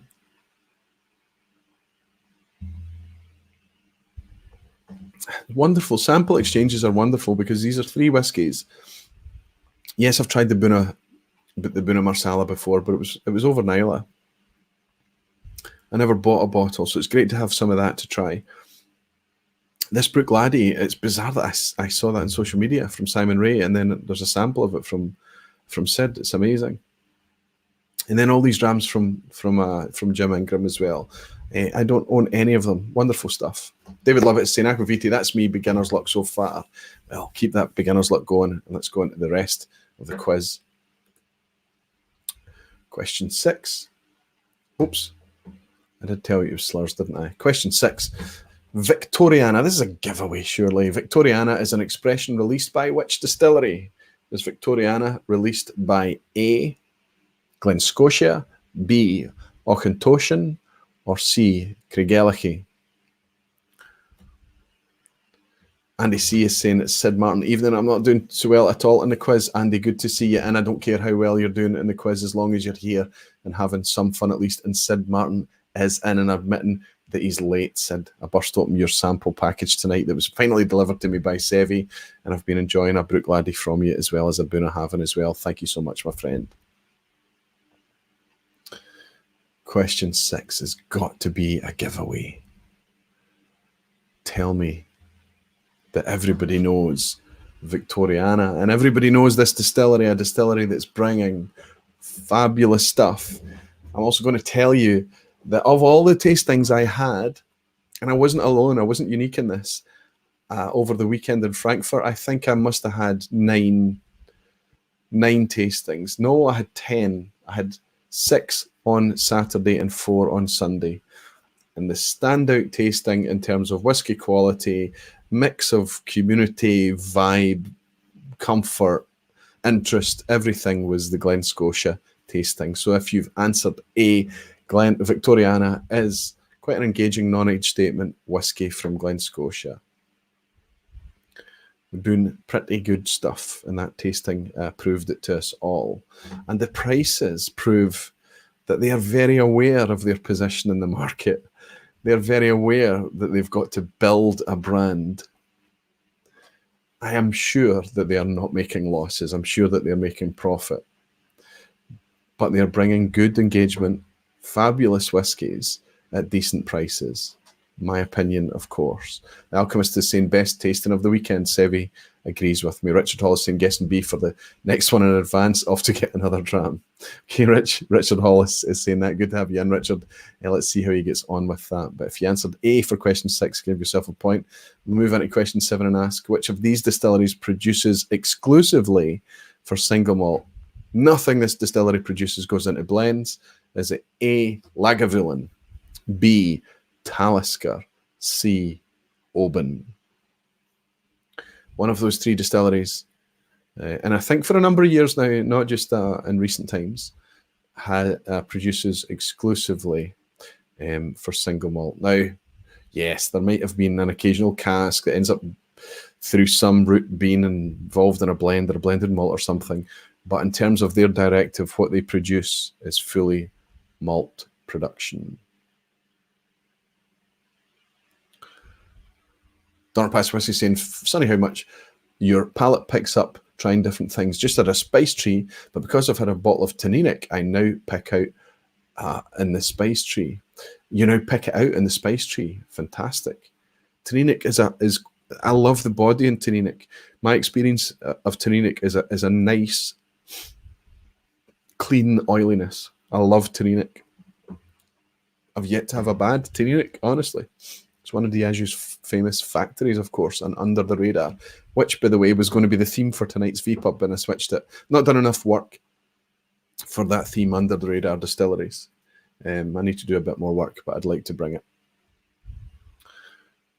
I think this is another bit of a giveaway. Everybody seems to think it's the same. And I'll tell you that, yes, the answer I'm looking for is C, Oban. Oban is there now to produce for 99.9% of the production, let's say, purely for malt. Whiskey Novice Jim is saying, damn, question 7 has torn me up. I feel I should really know that. But Richard Hall is saying, no, B, Taliskers and JW Green, isn't it? Well, JW Green blended malt, but I think the Talisker goes into more Johnny Walker than just the JW Green. And the thing to remember is that Oban, Oban doesn't do 1 million litres. I think it's like 750,000 of that order. Lagavulin was the other option there, so 2 million litres thereabouts. Talisker is a big distillery, 3+ million, maybe 4 million litres. Talisker is quite a big producer despite being out on an island like Skye. But Oban is really kind of claustrophobically hemmed in by the buildings around it because the distillery was built first and the buildings appeared around it, and they can't really expand. So yes, they're now making exclusively for malt releases. Paul Gibbs is in saying, Aquaviti, hello chap, just got in. No problem. I hope your beer festival, Paul, was good fun. Hey, you're right at the tail end. There's only a couple of questions left in the quiz, my friend, but it's nice to see you and welcome you in anyway. Okay, fantastic. Let's move on to question 8 and ask you all.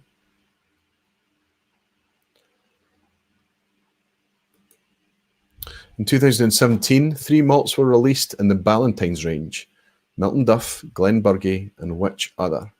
So this was to kind of showcase the Ballantine's blend and the malt makeup of that blend, or the main constituent parts, if you like. They were all released, I believe, at 15 years old, so a nice age. But they were soft, 40% ABV, given their focus market, I guess. But Milton Duff, Glenburgie, and was it A, Tormore, B, Breval, or C, Glentochers?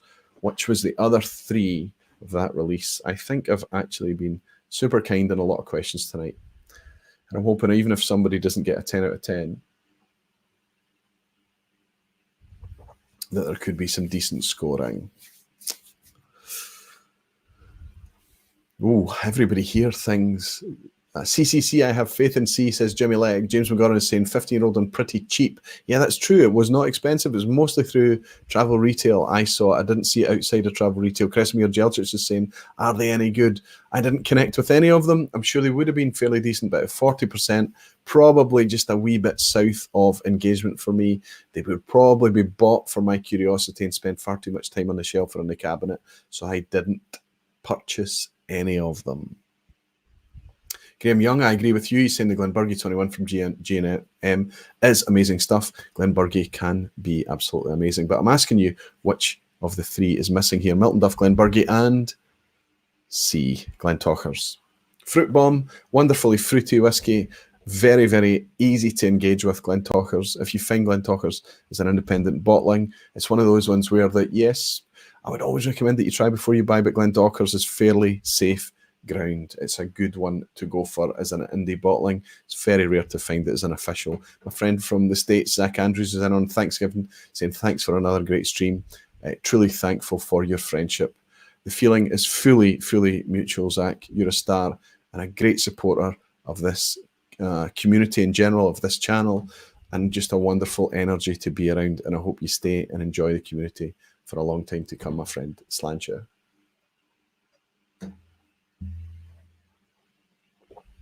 Wow, you're all sharing where you are. Scores on the doors. Okay, let's go into question 9 and ask, how many operating distilleries are owned by Inverhouse? I sat a whiskey exam earlier this year and I got this wrong. I got it wrong and I was mortified because I felt like I knew it and I unlearned it during the course. If that makes any sense. How many distilleries are operated and owned by Inverhouse? It has to be active distilleries, nothing closed or mothballed. A, 5, B, 6, or C, 7? 5, 6, or 7? Paul Gibbs is saying, Beer Festival was fantastic, matey, great atmosphere. Good. It's good. If it's a craft festival, I would like to think or hope that it's a wee bit in the same spirit of whiskey.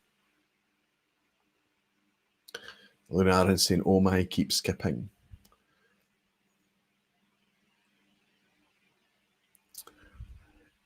Jimmy Legg is saying, hey, pre-guest C. So Inverhouse. So we're talking Balblair. There's a giveaway. We're talking Old Pulteney or Pulteney Distillery. Old Pulteney's the brand. We're talking Knockdhu, which is Anok. So there's 3 of them, but I can tell you that Inverhouse have 5 operating distilleries. The other 2 on top of those being Balmainic and Speyburn. 5 distilleries. So if you answered 5, Greg's Whiskey Guide thought it was 3, damned. If you answered 5 for A, give yourself a point. And tell us, how are you scoring now with 1 question left to go? Tomato Yoshi 6 out of 9, James McGoran 7 out of 9, Malcolm Douglas 4 out of 9, Alistair Gray 7, Christopher Gelgich 5, Desi Leland 6, Jimmy Legg 6, Tabitha Adams 4, James McGoran is saying, I forgot Spayburn. We all forget Spayburn. We always do.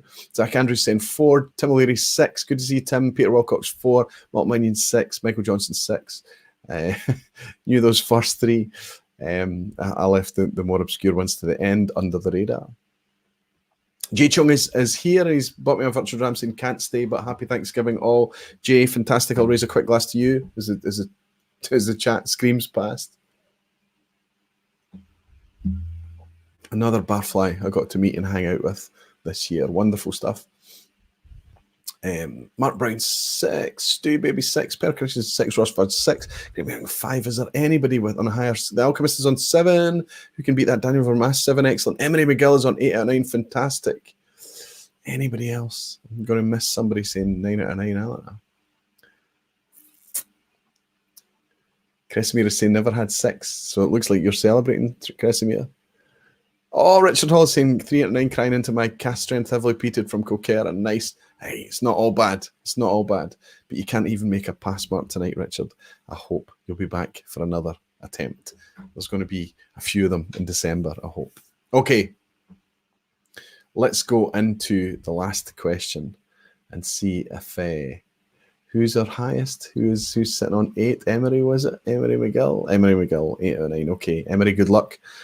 See if we can make it 9 as we go into the last question of the night. Which Whiskey Tube channel, I like to put it in, apologies, uses a flavour wheel to share a profile diagram when assessing his whiskey? So there is a channel that I enjoy watching, and he uses a flavour wheel and he puts up a little illustration to try and give you a graphic representation of a flavour profile in his reviews.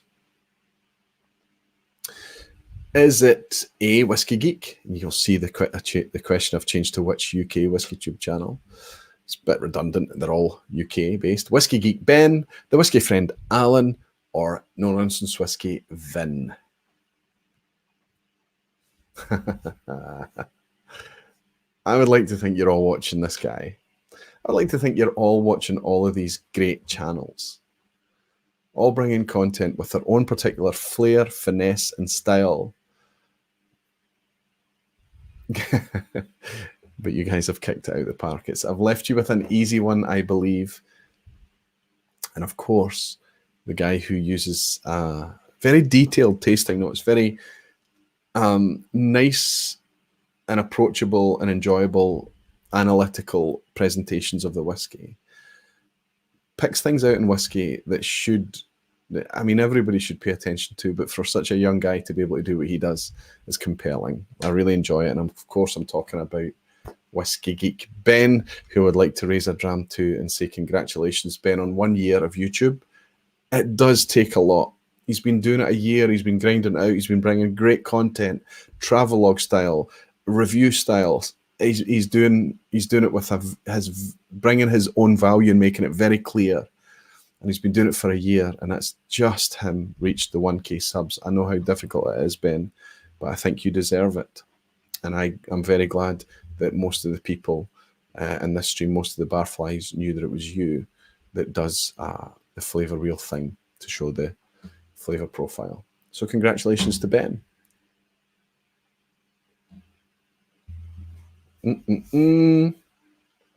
But Haven's getting better. You're getting some of that earthy note coming through. It's just salty now. Wow, really salty. Don't know what fruit that is. It's like a spiced fruit. Delicious. Great stuff. Mick O'Donnell is in as well. Fantastic. Superb, Mick. He's saying he is excited about getting 8 out of 10. Mick, I got to meet you in Glasgow as well, and I know you've been enjoying a lot of the old content on the Aquavite channel, and I'm very much enjoying reading your comments, my friend. Slangivaris, as you would say. Whiskey Novice is saying Aquavite, Ben, Alan, and Vin are currently peacocking. Alistair Gray saying 8 out of 10. 8 out of 10. Fantastic. Well done, Alistair. Thanks again, Roy. Got to head to bed early start. See you all next week. Have an early start too as well. I was hoping to keep it neat, but I've missed it. It's too. I'm already at 2 hours. Thank you. Let's see if Emery McGill, I'm looking for Emery. How did he get on? I just want to see if he managed to make his 9. Did he make his 9? I can't find you, Emery. David Lovett got 10 out of 10. You star, David. I think the second half was easier than the first half. You'd already had a full house at the start, so it makes it clear. It makes it understandable that you would bring it home on the back half as well. So I'll raise a glass to David Lovett and say congratulations on a 10 out of 10 performance. I hope you enjoyed the quiz tonight. Congratulations to everybody who scored well, and don't worry about it if you didn't. You'll have your week another time. Well done, David. Well done, Emery, as well. 9 out of 10. He did make the 9 out of 10. Fantastic stuff. So I'll bring you up to date more on my events for next year. I hope that if by me talking about it earlier, it gives you more time to plan. If there is an opportunity for you to be in my city, in my country, or in the country or the location of where I'm going to be, it gives us more of an opportunity to meet. But more than that, it just any events that you're going to, anything that you're getting active with, come along and join the Aqua Vitae Barflies Facebook group and talk about the event. That Facebook group I'm going to try and push in the direction of connecting people as much as possible in the real world outside of the virtual world. That's what it's all about. And the more chance you get to do that, the better fun it is. Spiritworks Tom is here as well. Tom, I'm so glad you were able to join us, saying hope everyone had fun tonight. I was stuck at work. I'm going to have a quick dram to myself instead on this occasion. The thing about this is, Tom, don't worry about it. And if you are so inclined, it's always available to you in the replay. Kevin Bryant is saying, thanks, Roy. Looking forward to a weekly vPub December night all. Thank you so much, my friend. Good night, Kevin. Lee Hosey is saying, bedtime for me. Have a good weekend. You too, Lee, and thanks for staying up. Luna Aaron is saying, Tabitha and myself shared the score, so we got 12 out of 10. Good work, Tabitha, and good work, Luna Aaron. 12 out of 10. You're killing it, girls. You're absolutely killing it. Well done. Listen, thank you all. The thing about the samples, please tell me who the samples are from. I've got millions of samples here that I'm nervous to even pick up and share with you guys because I've forgotten who they've come from because they don't have a name and who made it. And I can understand why you don't, because you imagine that when people get the sample, they open it and they drink it straight away, but that's not what happens. They're saving it for an occasion. And then by the time the occasion comes along, they forget who the sample was from. Write your name on the sample bottles. If you're sending me samples, thank you, but please understand that it's tough for me to get through them all. Just now, I'm only one liver. Whisky Geek Ben is actually in, and he's saying, don't forget thumbs up all. The thumbs up do genuinely help, honestly speaking, but I appreciate all your support. I'll raise a wee glass, and I'll say a huge thank you to everybody for all your support over the year. I'm looking forward to bringing a weekly live stream in December, and I'll keep everybody up to date and give you a bit more notice than I did for tonight. I appreciate it was short notice tonight, but that was half deliberate. And I look forward to more Barfly fun, more vPub community. And Stewed Whiskey has just dropped in a dram right at the last minute. Thank you so much, Stuart. There was no need for that. You've brought your support on Patreon as well, my friend. But I'll say thank you and raise a glass to say Slancheva.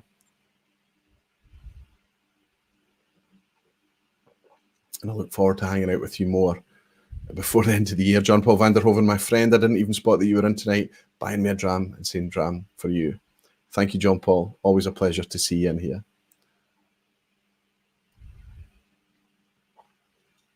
And at that, I'll say, David Lovett, cheers Aqua Vitae, cheers to everyone. Cheers to you, David, and congratulations on the quiz. Thank you so much, my friend. Slancheva.